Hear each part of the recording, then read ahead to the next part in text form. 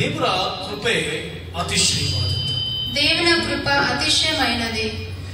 ದೇವರು ಎಷ್ಟು ಒಳ್ಳೆಯವನು ಅಂತಂದ್ರೆ, దేవుడు ఎంత మంచి దేవుడు అయి ఉన్నాడంటే ನಮ್ಮನ್ನ ನಿತ್ಯ ಕಾಪಾಡುವಂತ ಅದ್ಭುತ ಸ್ವರೂಪ, మనలను నిత్యము కాపాడేటువంటి అద్భుతమైన దేవుడు అయి ఉన్నాడు.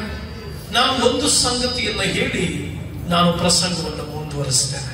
నేను ఒక కార్యమని చెప్పి నా ప్రసంగాన్ని ముందు చేశాను. ನನ್ನ ಜೀವನದಲ್ಲಿ ಅನೇಕ ಪ್ರಯಾಣದ ಬದುಕಿನಲ್ಲಿ ನಾನು ಕಂಡ ಹಾಗೆ, నా జీవితంలో అనేక ప్రయాణంలో నేను చూసినట్లుగా, ದೇವರಲ್ಲದೆ ನಿನ್ನ ಜೀವಿತದಲ್ಲಿ ಏನ್ ನಡಲಿಕ್ಕೂ ಸಾಧ್ಯ ಇಲ್ಲ. దేవుడు కాకుండా మన జీవితంలో ఏది జరగదు. ದೇವರು ಇಲ್ಲದೆ ನಿನ್ನ ಜೀವನದಲ್ಲಿ ಯಾವುದು ಸಾಧ್ಯವಿಲ್ಲ. దేవుడు లేనిది మన జీవితంలో ఏది జరగదు. ದೇವರು ಇಲ್ಲದೆ ನಿನ್ನ ಬದುಕಿಲ್ಲ. దేవుడు లేకుండా మన బ్రతుకులు లేవు. ದೇವರು ಇಲ್ಲದೆ ನಿನಗೆ ಯಾವ ಆಶೀರ್ವಾದವೂ ಇರದು. దేవుడు లేకుండా మనలకు ఏ ఆశీర్వాదము లేదు. ನಿನ್ನ ಜೀವನದ ಭವಿಷ್ಯ, నా జీవిత భవిష్యము, ನಿನ್ನ ಬದುಕಿನ ಆಧಾರ, మన బ్రతుకుల ఆధారము, ನಿನ್ನ ಎಜುಕೇಶನ್ ಗೆ ಆಧಾರ ಸಂಪತ್ತನು, నా ఎడ్యుకేషన్ కి ఆధార సంబూతుడు ಯೇಸು ಕ್ರಿಸ್ತನು ಮಾತ್ರವೇ. యేసుక్రీస్తు మాత్రమే. ನೀನು ಯೇಸು ಕ್ರಿಸ್ತನನ್ನ ಎಷ್ಟು ಅರಿತುಕೊಂಡು ಜೀವಿಸ್ತೀಯೋ, మనము దేవుని ఎంత ఆవరించుకొని నడుస్తున్నామో ಅಷ್ಟು ನಿನ್ನ ಜೀವಿತದಲ್ಲಿ ಅದ್ಭುತವಾಗಿ ಬದುಕುವುದಕ್ಕೆ ಸಾಧ್ಯವಾಗುತ್ತೆ. అంత మన జీవితంలో అద్భుతముగా బ్రతుకుటానికి సాధ్యమవుతుంది. ನಿನ್ನ ಬದುಕಿನ ಕ್ಷಣವನ್ನ, మన బ్రతుకుల క్షణమైన, ನಿನ್ನ ಜೀವನದ ಎಲ್ಲಾ ಹಾದಿಗಳನ್ನ, మన జీవితం అంత ఆదియు కూడా, ನಿನ್ನ ಜೀವನದ ಎಲ್ಲಾ ಪ್ರಶ್ನೆಗಳನ್ನ, మన జీవిತದ ప్రతి ఒక్క ప్రశ్నయు కూడా, ನಿನ್ನ ಜೀವನದ ಪ್ರತಿಯೊಂದು ಕಾರ್ಯವನ್ನ, మన జీవిత ప్రతి ఒక్క కార్యమైన ನೀನು ಯೇಸು ಕ್ರಿಸ್ತನಿಗೆ ಒಪ್ಪಿಸಿ ನಡೆಯುವಾಗ, మనము యేసుక్రీస్తుకి సమర్పించి ನಿನ್ನ నడిచినట్లయితే ಬದುಕಿನಲ್ಲಿ ಪೂರ್ಣ ಜಯವನ್ನು ಕಾಣುವೆ, మన బ్రతుకులో పూర్ణ జయము చూసేదము, ಪೂರ್ಣ ಆಶೀರ್ವಾದವನ್ನ ಕಾಣುವೆ, పూర్ణ ఆశీర్వాదము చూసేదము, ಪೂರ್ಣ ಅದ್ಭುತವನ್ನ ಕಾಣುವೆ. పూర్ణ అద్భుతాన్ని చూసేదము. ಆದುದರಿಂದ దాని కొరకై ಪ್ರಿಯ ಸಹೋದರ ಸಹೋದರಿ, ప్రియ సహోదరుడా సహోదరి, ಯೇಸುವನ್ನ ನಿನ್ನ ಜೀವನದ ಅಧಿಪತ್ಯವುಳ್ಳಂತ ಅಧಿಕಾರಿಯನ್ನಾಗಿಟ್ಕೋ. యేసు స్వామిని మన జీవితంలో అధిపతిగా చేసుకోవాలి. ರಾಜಾದಿ ರಾಜನಾಗಿ ಇಟ್ಕೋ. రాజాది రాజుడై పెట్టుకోవాలి. ಆತನು ನಿನ್ನ ಬದುಕನ್ನ ಸುಂದರವಾಗಿಯೂ ಅದ್ಭುತವಾಗಿಯೂ ನಡೆಸುವುದಕ್ಕೆ ಸಾಮರ್ಥ್ಯವುಳ್ಳವನಾಗಿದ್ದಾನೆ. వారు మన బ్రతుకులను అద్భుతముగాను సుందరగమను చేయనయ్యున్నాడు. ರಕ್ಷಕನಾದ ಯೇಸುವೆಂಬ ಆ ಸೃಷ್ಟಿಕರ್ತನಿಲ್ಲದೆ, రక్షకుడైన యేసుక్రీస్తు అనే ఆ సృష్టికర్త లేకపోతే ನಿನ್ನ ಜೀವನದಲ್ಲಿ ಎಲ್ಲಾ ಶೂನ್ಯ. మన జీవితంలో అన్ని శూన్యముగా ఉంటున్నది. ನಿನ್ನ ವಿದ್ಯೆ, మా విద్యము, ನಿನ್ನ ಐಶ್ವರ್ಯ, మా ఐశ్వర్యము, ನಿನ್ನ ಸೌಂದರ್ಯ, నా సౌందర్యము, ನಿನ್ನ ಹಣ, మా డబ్బు, ನಿನ್ನ ಬಲ, మా బలము ಸಮಸ್ತವೂ ವ್ಯರ್ಥವೇ. సమస్తము వ్యర్థమే. ಆದುದರಿಂದ దాని కొరకు ಯೋಹಾನ ಸುವಾರ್ತೆಯಲ್ಲಿ యోహాను ಯೇಸು రాసిన ಕ್ರಿಸ್ತನು ತಾನೇ ಹೇಳಿದ ಮಾತು ಹೀಗಿದೆ, యేసుక్రీస్తు తానే చెప్పిన మాటలు, ನಾನೇ ದ್ರಾಕ್ಷಬಳ್ಳಿ, నేనే ద్రాక్షవల్లిని, ನನ್ನ ಹೊರತು ನೀವು ಏನು ಮಾಡಲಾರದು, నా నిమిత్తము మీరు ఏదియూ చేయలేరు, ನನ್ನನ್ನು ಬಿಟ್ಟು ನಿಮ್ ಕೈನಲ್ಲಿ ಏನೂ ಸಾಧ್ಯ ಇಲ್ಲ ಅಂತ ಅರ್ಥ. నన్ను వదిలి మీరు ఏదియూ చేయలేరు. ನಮ್ ದ್ರಾಕ್ಷಬಳ್ಳಿ, నేను ನೀವು ద్రాక్షవల్లి, ಕೊಂಬೆಗಳು. మీరు రెమ్మలై ఉన్నారు. ನಮ್ ದ್ರಾಕ್ಷಬಳ್ಳಿ, నేను ద్రాక్షవల్లి, ನೀವು ಕೊಂಬೆಗಳು. నీవు That రెమ్మలై ఉన్నారు. means ನನ್ನನ್ನ ಬಿಟ್ಟು ನಿಮ್ ಕೈನಲ್ಲಿ ಏನು ಸಾಧ್ಯ ಇಲ್ಲ. దాని కొరకు నన్ను వదిలి మీరేమీ చేయలేరు. ಆದುದರಿಂದ దాని కొరకు ಸಹೋದರನೇ, సహోదరుడు, ಬಲದ ಮೇಲೆ ನಂಬಿಕೆ ಇಡಬೇಡ, బలముపై నమ్మకం ಹಣದ ಮೇಲೆ ఉంచకు, ನಂಬಿಕೆ ಇಡಬೇಡ, డబ్బుపై నమ్మకం ಕೆಲಸದ ಮೇಲೆ ఉంచకు, ನಂಬಿಕೆ ಇಡಬೇಡ, పని మీద నమ్మకం ಪಾಕೆಟ್ ఉంచకు, ಮೇಲೆ ನಂಬಿಕೆ ಇಡಬೇಡ, పాకెట్ మీద నమ్మకం ಪರ್ಸ್ ಮೇಲೆ ఉంచకు, ನಂಬಿಕೆ ಇಡಬೇಡ, పర్సు మీద నమ్మకం ATM ಕಾರ್ಡ್ ఉంచకు, ಮೇಲೆ ನಂಬಿಕೆ ಇಡಬೇಡ.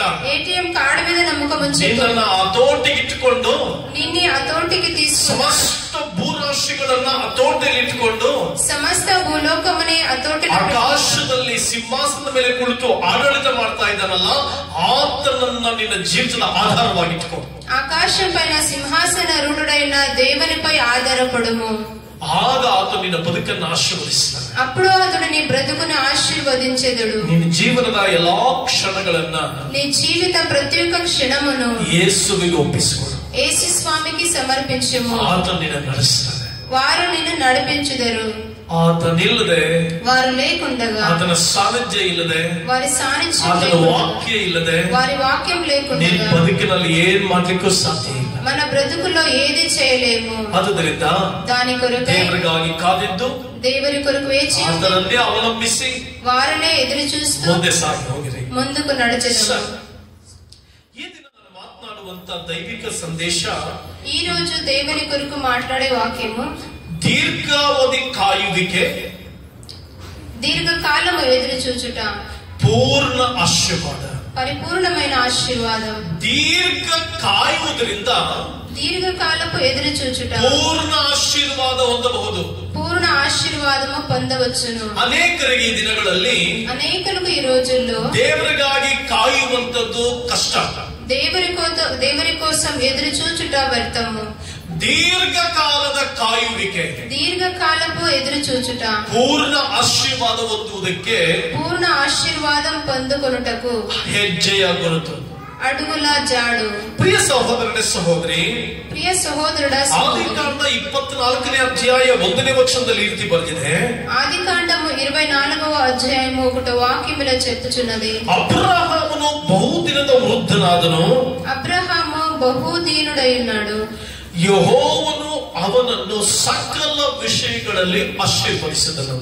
యెహోవా అతనిని అన్ని విషయములను ఆశీర్వదించెదను. ಪ್ರಿಯ ಸಹೋದರನೇ ಸಹೋದರಿ, ప్రియ సహోదరుడా, సహోదరి, ಸರ್ವಶಕ್ತನಾದ ದೇವರು సర్వశక్తుడైన ತನ್ನ దేవుడు ವಾಕ್ಯದಲ್ಲಿ ಬರೆದಿಟ್ಟಿರುವ ಪ್ರಕಾರ తన వాక్యంలో రాసిన ప్రకారం ಆತನ ಸಾನ್ನಿಧ್ಯದಿಂದ తన సాన్నిధ్యము ಅಬ್ರಹಾಮನು అబ్రహాము ಬಹುವೃದ್ಧನಾದನು. బహువృద్ధుడైనప్పుడు, ಇಟ್ ಸೇಸ್, ಬೈಬಲ್ ನಲ್ಲಿ ಇಂಗ್ಲಿಷ್ ಟ್ರಾನ್ಸ್ಲೇಷನ್ ನೋಡುವಾಗ ವೆಲ್ ಅಡ್ವಾನ್ಸ್ಡ್ ಇಯರ್ಸ್ ಅಂದ್ರೆ ಬಹುವೃದ್ಧನಾದನಂತೆ. అతి వృద్ధుడై ఉన్నప్పుడు ಅಂದ್ರೆ ಅಡ್ವಾನ್ಸ್ಡ್ ಇಯರ್ಸ್ ಅಂದ್ರೆ ಅವನ ಜೀವನದಲ್ಲಿ ಒಂದು ಪ್ರಯಾಣ ಬೆಳೆಸಿಕೊಂಡು ಬಂದಂತ ಪ್ರಯಾಣವನ್ನು ನೋಡುವಾಗ, తన జీవితంలో ప్రయాణము సాగించుకుని వచ్చినప్పుడు, ಅವನ ಪ್ರಯಾಣದಲ್ಲಿ ನಡೆದಂತ ಅತಿಶಯ ಕಾಣುವಾಗ, వారి ప్రయాణములో నడిచిన అతిశయమైన కార్యమును చూచినప్పుడు, ಅಬ್ರಹಾಮನ ಪ್ರಯಾಣದಲ್ಲೆಲ್ಲ ದೇವರು ಅವನೊಂದಿಗಿರುವುದನ್ನ ಕಾಣ್ತೇವೆ. అబ్రహాము ప్రయాణములో దేవుడు తనతో కూడా ఉన్నాడని చూసినను. అబ్రహాము ಜೀವನದಲ್ಲಿ ಅನೇಕ ಸಂಗತಿಗಳು ನಡೆದಿದೆ. అబ్రహాము జీవితంలో అనేక సంగతులు నడిచి ఉన్నవి. ಆದ್ರೆ ನಾನು 2 ಸಂಗತಿಗಳನ್ನು ನಿಮ್ಮ ಮುಂದೆ ಹಂಚಿಕೊಳ್ತೇನೆ. వాటిలో నేను 2 సంగతులను మీతో పంచుకుంటున్నాను. ಮೊದಲನೇದಾಗಿ ಅಬ್ರಹಾಮನು ವೃದ್ಧನಾದ, మొట్టమొదటిగా అబ్రహాము వృద్ధుడై ఉన్నాడు. ಎರಡನೇದಾಗಿ ಸಕಲ ವಿಷಯಗಳಲ್ಲಿ ಆಶೀರ್ವಾದ. రెండో కార్యము అన్ని విషయంలోనూ ఆశీర్వాదములు. ಪ್ರಿಯ ಸಹೋದರನೇ, ప్రియ సహోదరుడా, ಅಬ್ರಹಾಮನು ವೃದ್ಧನಾದನು ಅಂದ್ರೆ, అబ్రహాము వృద్ధుడై ఉన్నాడంటే ಅವನ ಜೀವನದ ಅನೇಕ ವರ್ಷಗಳ ಪ್ರಯಾಣವನ್ನು ತೋರಿಸುತ್ತದೆ. వారి జీవితంలో అనేక సంవత్సరాల ప్రయాణమును చూచెదను. ಅವರು ಹಾದು ಬಂದ ಪ್ರಯಾಣವನ್ನು ತೋರಿಸುತ್ತದೆ. వాళ్ళు నడిచి వచ్చిన ప్రయాణము చూపిస్తున్నారు. ಆ ಪ್ರಯಾಣದ ಬಗ್ಗೆ ಸ್ವಲ್ಪ ನೋಡೋಣ. ఆ ప్రయాణం గురించి కొంచెం చూసేదమా? ಅಬ್ರಹಾಮ್ ಯಾರು? అబ్రహాము ఎవరు? ಅಬ್ರಹಾಮ್ ಯಾಕೆ ದೇವರು ಪೂರ್ಣ ಆಶೀರ್ವಾದ ಮಾಡಿದ್ರು? అబ్రహామును ఎందుకు దేవుడు పూర్ణ ಈ ఆశీర్వదించాడు? 2 ಸಂಗತಿಗಳನ್ನ ಹಂತ ಹಂತವಾಗಿ ನೋಡುವ. ఈ 2 సంగతులను హంతముగా మనము చూసేదము. ಮೊದಲನೇದಾಗಿ ವೆಲ್ ಅಡ್ವಾನ್ಸ್ಡ್ ಇನ್ ಇಯರ್ಸ್ ಅಂದ್ರೆ ಅವನು ಬಹುವೃದ್ಧನಾದನಂತೆ. వారు బహువృద్ధుడై ఉన్నారు. ಅದರ ಅರ್ಥ, దాని అర్థం ಅನೇಕ ವರ್ಷಗಳ ಅನುಭವ, అనేక సంవత్సరాల అనుభవాలు. ಅಂದ್ರೆ 75 ವರ್ಷದವನಾಗಿದ್ದಾಗ ಅಬ್ರಹಾಮನು, అంటే 75 సంవత్సరాలు ఉన్నప్పుడు ಅಬ್ರಹಾಮುకు ದೇವರು ದರ್ಶನವನ್ನು ಕೊಟ್ಟು ಮಾತನಾಡಿದಂತ ಮಾತು, దేవుడు దర్శనమిచ్చి మాట్లాడినటువంటి మాటలు. ಅಲ್ಲಿಂದ ನಾವು ನೋಡ್ಕೊಂಡು ಬರುವಾಗ అక్కడి నుంచి మనము చూసినట్లయితే ಅಬ್ರಹಾಮನ ಜೀವನದಲ್ಲಿ ದೇವರು ಕೊಟ್ಟಂತ ಮಾತಿಗೆ ವಿಧೇಯನಾಗಿ ಕಾನಾನ್ ದೇಶಕ್ಕೆ ಹೊರಟ ಇಬ್ಬರಾಗಿ ನೋಡ್ತೇವೆ. అబ్రహాము విషయంలో దేవుడు కానాన్ దేశానికి నడిపించినట్లుగా చూస్తున్నాము. అయితే ಅದಕ್ಕಿಂತ ಹಿಂದಿನ ಜೀವನವನ್ನು ನೋಡುವಾಗ, దానికంటే వెనుక చూసినట్లయితే ಅಬ್ರಹಾಮನು ಕಾನಾನ್ ದೇಶಕ್ಕೆ ಪ್ರಯಾಣ ಮಾಡಿದಂತ ಆ ಪ್ರಯಾಣಕ್ಕಿಂತ ಮುಂಚಿನ ಜೀವಿತವನ್ನು ನಾವು ನೋಡುವಾಗ, అబ్రహాము కానాన్ దేశానికి పోకున్న మునుపు చూసినట్లయితే ಅವನ ಜೀವನದಲ್ಲಿ ನಡೆದಂತ ಒಂದು ಅದ್ಭುತವಾದಂತ ಘಟನೆ, వారి జీవితంలో నడిచిన అద్భుతమైన సంఘటన, ಅವನ ಬದುಕಿನಲ್ಲಿ ದೇವರು ತೋರಿಸಿದಂತ ಅಪಾರವಾದ ಪ್ರೀತಿ, వారి బ్రతుకులో దేవుడు చూపించిన అపారమైన ప్రేమ, ಅಬ್ರಹಾಮನ ಜೀವನದಲ್ಲಿ ನಡೆದಂತ ಅತಿಶಯವಾದ ಸಂಗತಿ. అబ్రహాము జీవితంలో నడిచిన అతిశయమైన సంగతి. What is the background of Abraham before coming to Canaan? ಅಬ್ರಹಾಮನು ಕಾನಾನ್ ದೇಶಕ್ಕೆ ಬರೋದಕ್ಕಿಂತ ಮುಂಚೆ ಅಬ್ರಹಾಮನ ಹಿಂದಿನ ಜೀವಿತ ಯಾವ ರೀತಿ ಇತ್ತು? అబ్రహాము కానాన్ దేశానికి పోక మునుపుట జీవితం ఎలా ఉంటున్నది? ಯಾಕೆ ದೇವರು ಅವನನ್ನು ಪೂರ್ಣ ಆಶೀರ್ವಾದ ಮಾಡಿದ? ఎందుకు దేవుడు అతనిని పూర్ణ ఆశీర్వాదము చేసి? ಯಾಕೆ ಅಬ್ರಹಾಮನ ಒಬ್ಬನನ್ನೇ ದೇವರು ಪರಿಪೂರ್ಣವಾಗಿ ಆಶೀರ್ವಾದ ಮಾಡಿ ಅನೇಕ ಜನಾಂಗಗಳಿಗೆ ಆಶೀರ್ವಾದವಾಗಿಟ್ಟ? ఎందుకు దేవుడు అబ్రహాముని అనేక జనాంగమునికి ఆశీర్వాదంగా ఉంచి ఉన్నాడు? Why? ఎందుకు? Why? ఎందుకు? ಯಾಕೆ ದೇವರು ಅಬ್ರಹಾಮನನ್ನೇ ಆಶೀರ್ವಾದ ಮಾಡಿದ್ರು? ఎందుకు దేవుడు అబ్రహాముని ಈ ದಿನ ದೇವರು ನಿನ್ನನ್ನು ಎದುರು ನೋಡ್ತಾ ಇದ್ದಾರೆ. ఈ రోజు మనలను దేవుడు ఎదురు చూస్తున్నాడు. ದೇವರು ಈ ದಿನ ನಿನ್ನನ್ನು ಆರಿಸಿಕೊಳ್ಳೋದಕ್ಕಾಗಿ ನೋಡ್ತಾ ಇದ್ದಾನೆ. దేవుడు ఈ రోజు మనలను ನಿನ್ನನ್ನು ಆಶೀರ್ವಾದದ ನಿಧಿಯಾಗಿ ಮಾಡ್ಲಿಕ್ಕೆ ಆತನಿದ್ದಾನೆ. మనలను ఆశీర్వాదపు నిధిగా చేయనైనాడు. ದೆನ್ ನೀನೀಗ ಮಾಡಬೇಕಾದಂತ ಸಂಗತಿ ಅಬ್ರಹಾಮನು ಏನು ಮಾಡದ ಅನ್ನುವಂಥದ್ದನ್ನ ಕಲಿತು ಮುಂದೆ ಸಾಗಬೇಕಾಗಿದೆ. మనము ఈ రోజు అబ్రహాముకు ఎలా దేవుడు ఆశీర్వదించున్నాడని నేర్చుకొని మనము ముందుకు నడిచెదము. ಆದಿಕಾಂಡ 11ನೇ ಅಧ್ಯಾಯ 27ನೇ ವಚನದಲ್ಲಿ ಕ್ರಿಸ್ತ ಪೂರ್ವ 1900ರ ಚರಿತ್ರೆಯನ್ನ ಕಾಣ್ತೇವೆ. ಆದಿಕಾಂಡ 11:27ನೇ ವಚನವನ್ನ ನಾವು ನೋಡ್ತೇವೆ. ಯಾರಾದ್ರೂ ಓದ್ಬೇಕಾಗಿ ಕೇಳ್ಕೊಳ್ತೇವೆ. ಆದಿಕಾಂಡ 11:27ನೇ ವಚನ. ಅದರಲ್ಲಿ ಅದ್ಭುತವಾದಂತ ಒಂದು ಸಂದೇಶ ನಮಗೆ ಸಿಗ್ತದೆ. ಪ್ರಿಯ ದೇವರ ಮಕ್ಕಳೇ, ಅಬ್ರಹಾಮನ ಪೂರ್ವ ಚರಿತ್ರೆ ನೋಡುವಾಗ ಅವನ ಚರಿತ್ರೆಯಲ್ಲಿ ಆದಂತ ಬದಲಾವಣೆಗಳು, ತೆರಹನ ವಂಶದವರ ಚರಿತ್ರೆ. ಬೈಬಲ್ ಒಂದು ಅದ್ಭುತವಾದಂತ ಪುಸ್ತಕ. సత్యవేదం ఒక అద్భుతమైన పుస్తకం. ಬೈಬಲ್ ಅನ್ನುವುದು ನಮಗೆ ಸತ್ಯಾಂಶ ತಿಳಿಸುವಂತ ಒಂದು ಸತ್ಯ ಶೋಧನೆಯುಳ್ಳಂತ ಚರಿತ್ರೆ. సత్యవేదం అనేటువంటిది మనకు సత్యాలను బోధించేటువంటి సందేశం. ತೆರಹನ ವಂಶದವರ ಚರಿತ್ರೆ. తెరహ ఒక వంశము చరిత్ర. ತೆರಹನು ಅಬ್ರಾಮ, ನಾಹೋರ, ಹಾರಾನನ್ನು ಪಡೆದರಂತೆ. ಪ್ರಿಯ ದೇವರ ಮಕ್ಕಳೇ, ಇದು ಕ್ರಿಸ್ತ ಪೂರ್ವ 1900ರ ಚರಿತ್ರೆ. ಈ ಚರಿತ್ರೆಯಲ್ಲಿ ನಾವು ನೋಡುವಾಗ ಬಾಬೆಲ್ ಪಟ್ಟಣ ಕಟ್ಟಿದ ಅನೇಕ ವರ್ಷಗಳ ತರುವಾಯ ಅಬ್ರಹಾಮನು ಹುಟ್ಟುತ್ತಾನೆ. ಕ್ರಿಸ್ತ ಪೂರ್ವ 1900ನೇ ಇಸ್ವಿಯಲ್ಲಿ ನಾವು ಅಲ್ಲಿನ ಚರಿತ್ರೆ ನಾವು ನೋಡ್ಕೊಂಡು ಬರುವಾಗ ಆಗಿನ ಅನಾದಿ ಕಾಲದ ಚರಿತ್ರೆ, ಆಗಿನ ಅನಾದಿ ಕಾಲದ ಚರಿತ್ರೆಯಲ್ಲಿ ಅಬ್ರಹಾಮನ ಬದುಕು ಹೇಗೆ ಆರಂಭ ಆಯಿತು ಅನ್ನುವಂಥದ್ದನ್ನ ನೋಡ್ತೇವೆ. ಅಬ್ರಹಾಮನ ಚರಿತ್ರೆ ಹೇಗೆ ಆರಂಭ ಆಯಿತು ಅನ್ನುವುದನ್ನ ನೋಡ್ತೇವೆ. అబ్రహాము చరిత్ర ఎలా ఆరంభమైనదని చూస్తున్నాము. ಬಾಬೆಲ್ ಪಟ್ಟಣ ಕಟ್ಟಲ್ಪಡುತ್ತದೆ. బాబెల్ పట్టణము కట్టినప్పుడు ನಿಮ್ರೋದನೆಂಬಂತ ಒಬ್ಬ ರಾಜನು, నిమ్రోద్ అనే అటువంటి ఒక రాజు ತನ್ನ ಸಾಹಸಿಯಾದಂತ ಸಾಹಸ ಕೃತ್ಯಗಳ ಮೂಲಕವಾಗಿ ಆ ಜನಾಂಗದ ಮಧ್ಯದಲ್ಲಿ ಪ್ರಖ್ಯಾತಿಯನ್ನು ಹೊಂದಿದಂತ ನಿಮ್ರೋದನು తన సాహస కృత్యములతో జనాంగముల మధ్యలో అధిపతి అయినాడు. ತನ್ನ ಸಾಹಸ ಕೃತ್ಯಗಳನ್ನ ಜನರ ಮಧ್ಯದಲ್ಲಿ ಪ್ರದರ್ಶಿಸಿದಂತ ನಿಮ್ರೋದ್, తన సాహస్య కృత్యాలను జనాంగముల మధ్యలో ప్రదర్శించినటువంటి నిమ్రోదు. ದೇವರ ವಾಕ್ಯದಲ್ಲಿ ಈ ರೀತಿಯಾಗಿ ಬಂದಿದೆ. దేవుని వాక్యంలో ఇలా రాసి ఉన్నది, ನಿಮ್ರೋದನು ಬಹು ಸಾಹಸಿಯಾದ ಬೇಟೆಗಾರನಾಗಿದ್ದನಂತೆ. నిమ్రోదు అతి సాహసి అయిన వేటగాడై ఉన్నాడు. ಅವನ ಜೀವನದಲ್ಲಿ ಸಾಹಸ ಇತ್ತು. వారి జీవితంలో సాహసం ఉన్నది. ಮೊಟ್ಟ ಮೊದಲ ರಾಜನಾದ, మొదటి రాజు అయినాడు. ಪರಾಕ್ರಮ ತೋರಿಸಿದ, పరాక్రమ చూపించినాడు. ತನ್ನ ಶಕ್ತಿಯನ್ನು ಜನರ ಮಧ್ಯದಲ್ಲಿ ಪ್ರದರ್ಶಿಸಿದ, తన శక్తిని జనాంగముల మధ్యలో ತನ್ನ ప్రదర్శించాడు. ಜ್ಞಾನವನ್ನ ಜನರ ಮಧ್ಯದಲ್ಲಿ ಪ್ರದರ್ಶಿಸಿದ, తన జ్ఞానముని జనాంగముల మధ్యలో ప్రదర్శించున్నాడు. ಜನರನ್ನ ದೇವರಿಂದ ದೂರ ಮಾಡಿದ. అయితే జనాంగములను దేవుని నుంచి దూరం చేసి ఉన్నాడు. ಆದರೆ ಜನಾಂಗಗಳನ್ನ ದೇವರ ಮಹಿಮೆಯಿಂದ ದೂರ ಮಾಡಿದ. జనాంగాలను దేవుని మహిమ కోసం దూరం చేసి ఉన్నాడు. ನಿಮ್ರೋದನೆಂಬ ರಾಜನು నిమ్రోద్ అనేటువంటి రాజు ನಮಗೆ ಒಂದು ಮುಂಗುರುತಾಗಿದ್ದಾನೆ. మనకు ఒక గురుతై ఉన్నాడు. ಏನಕ್ಕೋಸ್ಕರವಾಗಿ? దేనికోసం? ಯಾವ ಮನುಷ್ಯನು ಜನರನ್ನ ದೇವರಿಂದ ದೂರ ಮಾಡ್ತಾನೋ ಅವನ ಜೀವನದಲ್ಲಿ ನಾವು ದೂರ ಇರುವಂತ ಪ್ರಮೇಯವನ್ನ ತೋರಿಸ್ತದೆ. ఏ మనుషుడు దేవుని కొరకు జనాంగముని దూరం చేసి ఉన్నాడో వాని కొరకు చూపిస్తున్నది. ನಾವು ನಮ್ಮ ಜೀವನದಲ್ಲಿ మనము మన జీవితాలలో ನಮ್ಮನ್ನ ದೇವರಿಂದ ದೂರ ಮಾಡುವ మనలను దేవుని నుంచి దూరం చేసి ఉన్నాడు. ವ್ಯಕ್ತಿಗಳಿಂದ ನಾವು ದೂರ ಇರಬೇಕು. మనుషుల నుంచి మనం దూరంగా ఉంటున్నాము. ನಮ್ಮನ್ನ ದೇವರ ಸಾನ್ನಿಧ್ಯದಿಂದ మనలను దేవుని సాన్నిధ్యం నుంచి ದೂರ ಮಾಡುವಂತ ವ್ಯಕ್ತಿಗಳಿಂದ దూరం చేసే వ్యక్తుల నుంచి ನಾವು ದೂರ ಇರಬೇಕು. మనం దూరంగా ఉండాలి.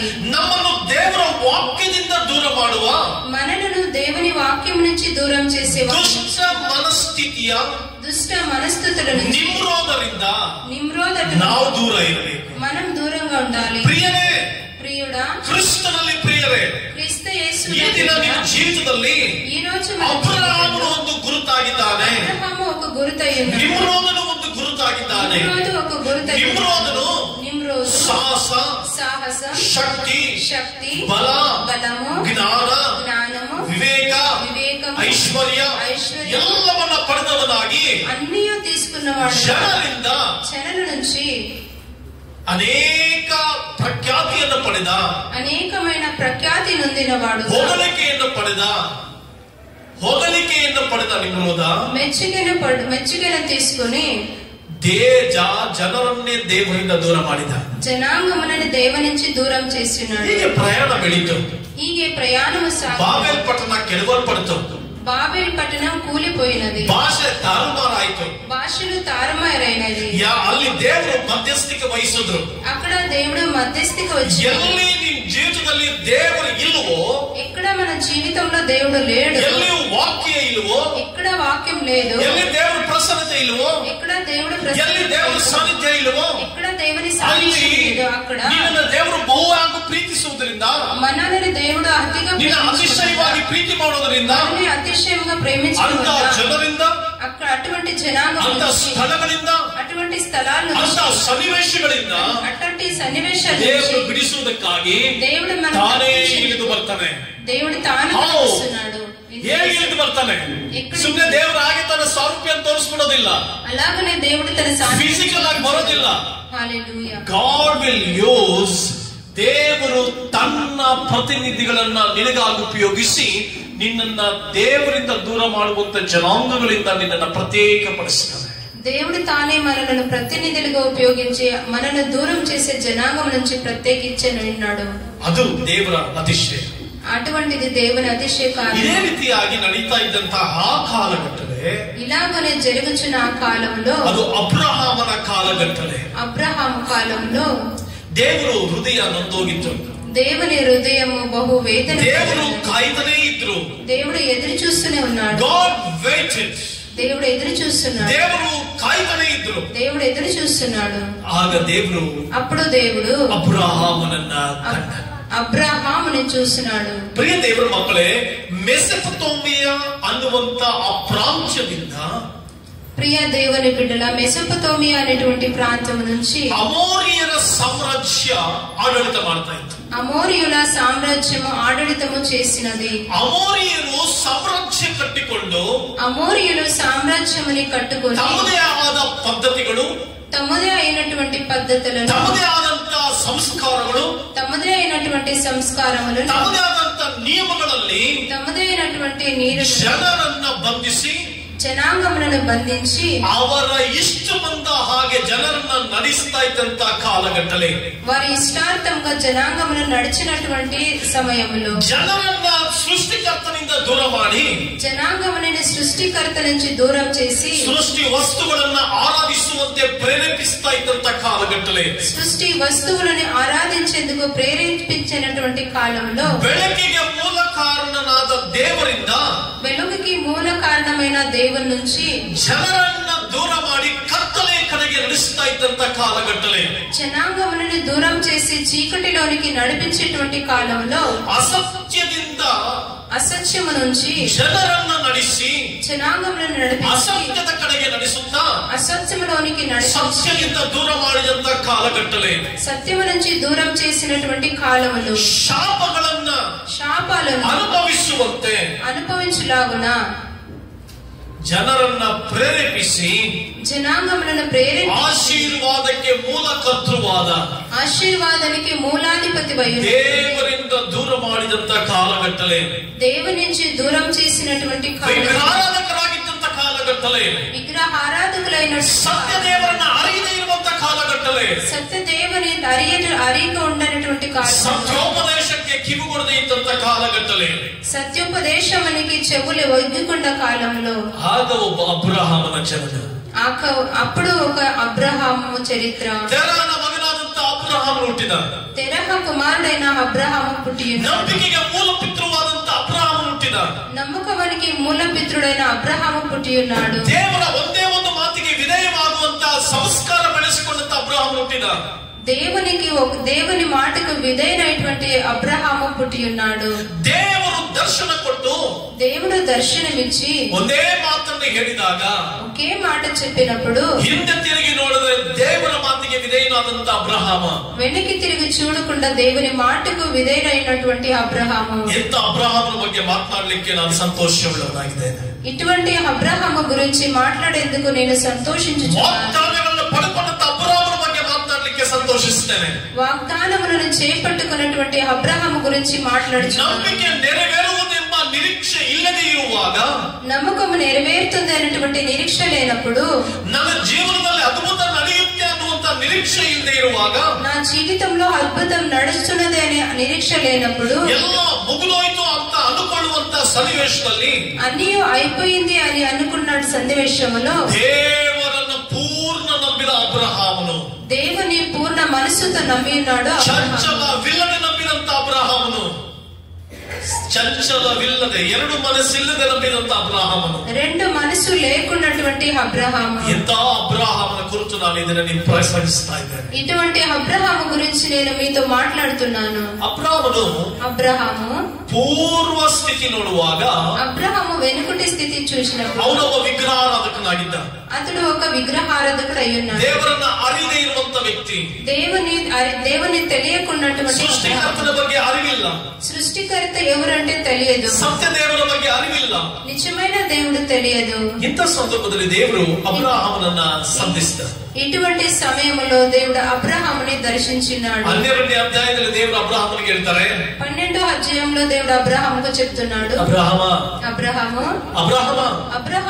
ఏం ಕರೆದಿರಬೇಕು ದೇವರು ಅಬ್ರಹಾಮನನ್ನ ఎలా పిలిచిన్నాడు అబ్రహాము బైబిల్లో ಸುಮ್ಮನೆ ಓದ್ಕೊಂಡು ಹೋಗ್ಬಿಡ್ತೀವಿ మన సత్యవేదంలో వారికి ఊరుకనే చదువుకుంటూ పోతున్నాము ಈ ವಾಕ್ಯವನ್ನ ದೇವರು ನನಗೆ ಕೊಟ್ಟಾಗ ರಾತ್ರಿ ಒಂದು ಸನ್ನಿವೇಶ ನಡೀತು ఈ వాక్యము దేవుడు నాకు ఇచ్చినప్పుడు ఒక సన్నివేశము జరిగినది నేను పడుకునేటప్పుడు తమాషా ಮಾಡ್ತಾ ಇದ್ದೆ ಪಕ್ಕದಲ್ಲಿ ಕೂತು మా కూతురు వచ్చి తమాషా చేసినది తమాషా ಮಾಡ್ತಾ ನಗಿತಾ ಇದ್ವಿ ಇಬ್ರು ನಗಿತಾ ಇದ್ವಿ తమాషా చేస్తూ నవ్వుతున్నాము అంది ಯಾಕೆ ನಗಿದ್ವಿ ಅಂದ್ರೆ ఎందుకు నవ్వుతున్నామంటే పక్కದಲ್ಲಿ ಬಂದು పక్కలో వచ్చి ಅಪ್ಪ నీకు ವಯಸ್ಸಾಯ್ತು అప్ప నీకు వయసు అయిపోయింది ಬಿಳಿ ಕೂದಲು ಬಂದಿದೆ తెల్ల వెంట్రుకలు వచ్చేసినాయి ಅವಳು ನಗಿತಾ ಇದ್ದು ನಾನು ನಗಿತಾ ಇದ್ದೆ ఆ బిడ్డ నవ్వుతున్నది నేను నవ్వుతున్నాను ಅವಳು ಯಾವಾಗ್ಲೂ ಒಂದು ಮಾತು ಹೇಳ್ತಿರ್ತಾಳೆ ఆమె ఎప్పుడో ఒక మాట చెప్తుంది నీకు వయసు అయిపోయింది ನನಗೆ ತುಂಬಾ ಸಂತೋಷ ಆಯ್ತು నాకు చాలా సంతోషం అయింది ಕರಡಿ ಮುಂದೆ ಹೋಗಿ ನಿಂತ್ಕೊಂಡೆ అద్దం ముందు నిలబడి ఉన్నాను ನನಗೆ ವಯಸ್ಸಾಗಲಿಲ್ಲ నాకు వయసు కాలేదు ಅನುಭವ ಆಗ್ತಾ ಇದೆ అనుభవం అవుతున్నది ಹೆಚ್ಚು ಅನುಭವ ಆಗ್ತಾ ಇದೆ ఎక్కువ అనుభవం ದೇವರು ಅಬ್ರಹಾಮನಿಗೆ ಅನುಭವಗಳನ್ನ ಕೊಟ್ಟ దేవుడు అబ్రహాముకు అనుభవాలు ఇచ్చాడు ಅನೇಕ ಅನುಭವಗಳನ್ನ ಕೊಟ್ಟಿದ್ದಾನೆ దేవుడు నాకు కూడా అనేక అనుభవాలు ఇచ్చాడు ಪ್ರಿಯ ಸಹೋದರ ಸಹೋದರಿ ప్రియ సహోదరి ಈ ಸನ್ನಿವೇಶ ಯಾಕೆ ಹೇಳ್ತಾ ಇದ್ದೀನಿ ಅಂತಂದ್ರೆ సన్నివేశం ఎందుకు చెప్తున్నాను ದೇವರು ನಿನ್ನ ಜೀವಿತದಲ್ಲಿ దేవుడు మన జీవితంలో ಕೊಟ್ಟ ಹಾಗೆ అబ్రహాము ಅನೇಕ ಅನುಭವಗಳನ್ನು ಕೊಡ್ಲಿಕ್ಕಿದ್ದಾನೆ అనేక అనుభవాలు ఇస్తున్నాడు ದೇವರು ಅಬ್ರಹಾಮನಿಗೋಸ್ಕರವಾಗಿ ಕಾದಿದ್ದನಂತೆ దేవుడు అబ్రహాము కోసం ఎదురు చూస్తున్నాడు ಅನೇಕ ವರ್ಷಗಳು ದೇವರು ಅಬ್ರಹಾಮನಿಗಾಗಿ ಕಾದಿದ್ದ అనేక సంవత్సరాలు దేవుడు అబ్రహాము కోసం ఎదురు చూస్తున్నాడు దాని కొరకు ಅಬ್ರಹಾಮನು 25 ವರ್ಷಗಳ ಕಾಲ ದೇವರಿಗೋಸ್ಕರ ದೇವರಿಗೋಸ್ಕರ ಕಾದ. ಅಬ್ರಹಾಮ 25 ಏళ్ల కొరకు దేవుని కోసం ఎదురు చూస్తున్నాడు. ಅಬ್ರಹಾಮನಿಗೆ 75 ವರ್ಷದವನಾಗಿದ್ದಾಗ ಅಬ್ರಹಾಮ 75 సంవత్సరాల ದೇವರು ಅಬ್ರಹಾಮನ ಜೊತೆ ಮಾತಾಡ್ತಾರೆ. దేవుడు అబ్రహాముతో మాట్లాడాడు. అబ్రహామ, ನಾನು 75 ವರ್ಷಗಳಿಂದ ನಿನ್ನ ಕಾಯ್ತಾ ಇದ್ದೀನಿ ಕಣೋ. 75 సంవత్సరాల నుంచి నేను ఎదురు చూస్తున్నాను. ಅಬ್ರಹಾಮ, 75 ವರ್ಷದಿಂದ ನಾನು ನಿನ್ನ ಕಾಯ್ತಾ ಇದ್ದೇನೆ. 75 సంవత్సరాల నుంచి ఎదురు చూస్తున్నాను. రా, ನಾನು ನಿನಗೆ ತೋರಿಸುವಂತ ದೇಶಕ್ಕೆ ಹೋಗು. నేను నీకు చూపించే దేశానికి పొమ్ము. ಬಾ ಬಾ. ಈಗ ಮಲಗಿದ್ದೀವಿ ಎಲ್ಲರೂ. ರಮ್ಮ, ಕೆಲವರೆಲ್ಲ ಮಲಗಿದ್ದೀವಿ. ದೇವರು ನಿನ್ನ ಕರೆದ್ರೆ ನಾನು ಮಲಗಿದ್ದೀನಿ ದೇವ್ರೆ. ಈಗ ದೇವರು ಕರೆದ್ರೆ ನಾನು ಮಲ್ಕೊಂಡ್ಬಿಟ್ಟಿದ್ದೀನಿ ಸ್ವಾಮಿ. ಒಂದು ರಾತ್ರಿ ನಾನು ದೇವರ ಸಮ್ಮುಖದಲ್ಲಿ ಸಮಯ ಕಳೆದು ಮಲಗಿರುವಾಗ నేను దేవుని సముఖంలో సమయముని గడిపి ದೇವರ ಸ್ವರವನ್ನು ನಾನು ಕೇಳಿಸಿಕೊಳ್ತೇನೆ. దేవుని స్వరముని ನಾನು ನಿನಗೋಸ್ಕರ ಕಾಯ್ತಾ ಇದ್ದೇನೆ. నేను నీ కోసం ఎదురు చూస్తున్నాను. ದೇವರ ಒಂದು ಸ್ವರ, దేవుని కోసం ನಾನು ನಿನಗೋಸ್ಕರ ಕಾಯ್ತಾ ಇದ್ದೇನೆ. నేను నీ కొరకు ಎದ್ದು ನಾನು ಸಮಯ ನೋಡಿದಾಗ 3 ಗಂಟೆ ರಾತ್ರಿ. నేను గాబరిప్పుడు లేచినప్పుడు సమయం 3 అయ్యింది. ಆಗ ಡಿಕ್ಷನರಿ ನೋಡ್ತೇನೆ, ಮೊಬೈಲ್ ಅಲ್ಲಿ ನೋಡ್ತೇನೆ, ಸಂಸ್ಕೃತ್ ನೋಡ್ತೇನೆ, ಹೀಬ್ರೂ ನೋಡ್ತೇನೆ. అప్పుడు అన్నీ నేను చూస్తున్నాను. ಇಬ್ರಿಯ ಭಾಷೆಯಲ್ಲಿ ಅರ್ಥ ನೋಡ್ತೇನೆ, ఇబ్రీ భాషలో అర్థం చూస్తున్నాను. ಸಂಸ್ಕೃತ ಭಾಷೆಯಲ್ಲಿ ನೋಡ್ತೇನೆ, సంస్కృత భాషలో అర్థం చూస్తున్నాను. ಮೊಬೈಲ್ ಅಲ್ಲಿ ಗೂಗಲ್ ಅಲ್ಲಿ ಚೆಕ್ ಮಾಡಿದ್ದೆ. ఎలా గూగల్లో దేవుని చెక్ చేస్తున్నాను. ಆಗ ನನಗೆ ಒಂದು ಅರ್ಥ ಸಿಗುತ್ತೆ. నాకు ఒక అర్థం దొరికినది. ನೀನು ನನ್ನ ದಾಸನು, నీవు నాకు దాసుడవు, ನೀನು ನನ್ನ ಯಾಜಕನು, నీవు నాకు యాజకుడవు. ಆ ಹೆಸರನ್ನ ತೆಗೆದುಕೊಂಡು ఆ పేరును తీసుకొని ಇವತ್ತು ನನ್ನ ಹೆಸರು ಜಾನ್ ಶಮೈ. దానికి నా పేరు ఈ రోజు జాన్ షమై. హల్లెలూయా. హల్లెలూయా. ದೇವರು ಮಾತನಾಡಲಿಕ್ಕೆ ಆರಂಭಿಸಿದರೆ, దేవుడు మాట్లాడేందుకు ದೇವರು ನಿನ್ನನ್ನು ತೆಗೆದುಕೊಳ್ಳುವುದಕ್ಕೆ ಆರಂಭಿಸಿದರೆ, దేవుడు నిన్ను ಆಶೀರ್ವದಿಸುವುದಕ್ಕೆ ಆರಂಭಿಸಿದರೆ, నిన్ను ఆశీర్వదించడానికి ನಿನ್ನ ಉನ್ನತ ಸ್ಥಾನಕ್ಕೆ ತರುವುದಕ್ಕೆ ಆರಂಭಿಸಿದರೆ, నిన్ను అధికమైన ನಿನ್ನ ವಿದ್ಯಾಭ್ಯಾಸವನ್ನು ಆಶೀರ್ವದಿಸುವುದಕ್ಕೆ ಆರಂಭಿಸಿದರೆ, విద్యాభ్యాసమని ఆశీర్వదిస్తే ಆತನು ತನ್ನ ಸಮ್ಮುಖದಿಂದ ನಿನ್ನೊಟ್ಟಿಗೆ ಮಾತನಾಡ್ತಾನೆ. వారు తన సముఖం నుంచి నీతో మాట్లాడతారు. 75 ವರ್ಷದಿಂದ ಕಾಯ್ತಾ ಇದ್ದೀನಿ ಅಬ್ರಹಾಮ. 75 సంవత్సరాల నుంచి ఎదురు చూస్తున్నాను అబ్రహాము. ನೀ ಬರ್ತೀಯ ಅಂತ ಕಾಯ್ತಾ ಇದ್ದೀನಿ ಅಬ್ರಹಾಮ. నీ వస్తున్నావని ఎదురు చూస్తున్నాను అబ్రహాము. నీ ನಂಬಿಕೆಗೆ ಮೂಲ ಪಿತೃ ಆಗ್ತೀಯ ಅಂತ ಕಾಯ್ತಾ ಇದ್ದೀನಿ ಅಬ್ರಹಾಮ. నమ్మకమునికి మూల పితృ అవుతావని ఎదురు చూస్తున్నాను అబ్రహాము. 75 ವರ್ಷಗಳ ಕಾಲ ದೇವರು ಅಬ್ರಹಾಮನಿಗಾಗಿ ಕಾದ. దాని కొరకు దేవుడు 75 సంవత్సరాల నుంచి అబ్రహాము కోసం ఎదురు చూస్తున్నాడు. 25 ವರ್ಷಗಳ ಕಾಲ ವಾಗ್ದಾನ ನೆರವೇರದೆ ಹೋದ್ರು ಕೂಡ, 25 సంవత్సరాలు వాగ్దానం నెరవేరకపోయినా కూడా, 25 ವರ್ಷಗಳ ಕಾಲ ಏನು ನಡೆದೇ ಹೋದ್ರು, 25 సంవత్సరం ఏమీ నడవకపోయినా, 25 ವರ್ಷಗಳು ದೇವರು ವಾಗ್ದಾನ ನೆರವೇರಲೇ ಇಲ್ಲ. 25 సంవత్సరాలు దేవుడు వాగ్దానం నెరవేరలేదు. Abraham waited for God. ಅಬ್ರಹಾಮನು ದೇವರಿಗಾಗಿ ಕಾದ. అబ్రహాము దేవుని కోసం ఎదురు చూస్తున్నాడు. హల్లెలూయా. హల్లెలూయా. ನೀನು ಎಷ್ಟು ವರ್ಷಗಳಿಂದ ಕಾದಿದೆ? నువ్వు ఎంత కాలం నుంచి ఎదురు ಎಷ್ಟು ವರ್ಷಗಳಿಂದ ಆ ಅದ್ಭುತಕ್ಕಾಗಿ ಕಾಯ್ತಾ ಇದ್ದೆ? ఎన్ని సంవత్సరాల నుంచి అద్భుతం కోసం ఎదురు చూస్తున్నావు? ಎಷ್ಟು ವರ್ಷಗಳಿಂದ ಆಶೀರ್ವಾದಕ್ಕಾಗಿ ಕಾದಿದ್ದೆ? ఎన్ని సంవత్సరాల నుంచి ఆశీర్వాదం కోసం ఎదురు చూస్తున్నావు? ಎಷ್ಟು ವರ್ಷಗಳಿಂದ ನಿನ್ನ ಅಭಿವೃದ್ಧಿಗಾಗಿ ಕಾಯ್ತಾ ಇದ್ದೆ? ఎన్ని సంవత్సరాల కోసం నువ్వు అభివృద్ధి కోసం ఎదురు చూస్తున్నావు? రక్షకుನಾದ ಯೇಸು ಕ್ರಿಸ್ತನು, రక్షకుడైన యేసుక్రీస్తు ప్రభువు అద్భుతం ಮಾಡಲಿಕ್ಕೆ ಶಕ್ತನಾಗಿದ್ದಾನೆ. మన జీవితంలో అద్భుతం చేసేందుకు శక్తివంతుడైనాడు. ತಾಳ್ಮೆಯಿಂದ ಕಾದ. అబ్రహాము సహనతో వేచి ఉన్నాడు. 25 years. 25 సంవత్సరాలు. ఎంత అద్భుతವಾದ ನಂಬಿಕೆ ಆತ. అద్భుతమైన నమ్మకం అబ్రహాము. దీర్ఘವಾಗಿ కాదనంತೆ, అధికముగా ఎదురు చూస్తున్నాడు. ఒక రాత్రి దేవర హತ್ರ ನನ್ನ ಹೃದಯ ಅಳತೊಡಗಿತ್ತು. దేవునితో నా హృదయం ఏడుస్తున్నది. ದೇವರ ಮುಂದೆ ನನ್ನ ಹೃದಯ ಅಳ್ತಾ ದೇವರಿಗೆ ಹೇಳಿದೆ, ಸ್ವಾಮಿ, దేవుని ముందు నా హృదయం ఏడుస్తూ దేవుడికి ನಾನು ಯಾವಾಗ ನಾನು ಮತ್ತೊಬ್ಬರಿಗೆ ಆಶೀರ್ವಾದವಾಗುವಂಥದ್ದು, నేనెప్పుడు మరొకరికి ఆశీర్వాదంగా, ಇಲ್ಲಿಯವರೆಗೂ ನಾನು ಏನಾಗಿದ್ದೀನೋ, ఇంతవరకు నేనేమై ఉన్నానో, ಯಾವ ಆಶೀರ್ವಾದ ಇತ್ತೋ, ఏ ఆశీర్వాదం ఉన్నదో ಅದಕ್ಕಿಂತ ಶ್ರೇಷ್ಠವಾದದ್ದನ್ನು ಕಾಣಬೇಕು. ನಾನು దానికంటే అధికమైన ఆశీర్వాదం నేను చూడాలి. ದೇವರನ್ನು ಕೊಟ್ಟ ಉತ್ತರ, అప్పుడు దేవుడు నాకు ఇచ్చిన ఉత్తరం ಈ ಪ್ರಸಂಗವೇ. ఈ ప్రసంగము. ದೇವರು ಒಂದು ಮಾತನ್ನು ನನಗೆ ಪರಿಚಯಿಸ್ತಾರೆ. దేవుడు ఒక మాట నాకు ఇచ్చినాడు. ದೇವರು ಒಂದು ಮಾತನ್ನು ನನಗೆ ಹೇಳ್ತಾರೆ, దేవుడు ఒక మాట నాకు చెప్తున్నాడు, ಮಗನೇ, ಕೊಡುಕ ಅಬ್ರಹಾಮನು 25 ವರ್ಷಗಳ ಕಾಲ ನನಗಾಗಿ ಕಾದ. అబ్రహాము 25 ఏళ్లుగా నా కోసం ఎదురు చూస్తున్నాడు. ನೀನು ಕೂಡ ಸೇವೆಗೆ ಬಂದು 25 ವರ್ಷಗಳಾಗ್ತಾ ಇದೆ. నీవు సహా 25 సంవత్సరాల నుంచి ಈ 25 ವರ್ಷಗಳ ಕಾಲ 25 ನಿನ್ನ 7 ಬೀಳುವಿಕೆಯಲ್ಲಿ నీ మేలు కీడు నుంచి ಅನೇಕ ಸಂಕಟಗಳಲ್ಲಿ ಅನೇಕ ಶ್ರಮೆಗಳಲ್ಲಿ ನೀನು ನನ್ನನ್ನು ಬಿಡದೆ నీవు నన్ను ನನ್ನ ಮುಖವನ್ನು ನೋಡಿದ್ರಿಂದ నా ముఖాన్ని చూసినందుకు ಇನ್ನು ಮುಂದೆ ನಾನು ನಿನ್ನನ್ನು ಉನ್ನತ ಪದವಿಗೆ ತರಲಿಕ್ಕಿದ್ದೇನೆ. ఇక మీదట నేను నిన్ను అధికమైన ನಿನಗೊಂದು ಉನ್ನತವಾದ ಸೇವೆಯನ್ನು ಕೊಡ್ಲಿಕ್ಕಿದ್ದೇನೆ. నీకు అధికమైన సేవ అనుగ్రహిస్తాను. ನೊಂದುಕೊಳ್ಬೇಡ, బాధపడకు, ಧೈರ್ಯದಿಂದಿರು. ధైర్యముగా ఉండు. ಆ ಪ್ರಸಂಗವೇ ಇವತ್ತು ನಾನು ನಿನಗೆ ಮಾಡ್ತಾ ಇದ್ದೇನೆ. ఆ ప్రసంగమే నేను ఈ రోజు మీకు. ಹಲ್ಲೆಲೂಯಾ. ಸಹೋದರನೇ ಸಹೋದರಿ, సహోదరుడా ತಾಳ್ಮೆಯಿಂದ ಕಾದಿರು. సహనముతో ಅಬ್ರಹಾಮನು 25 ವರ್ಷಗಳ ಕಾಲ ಕಾದ.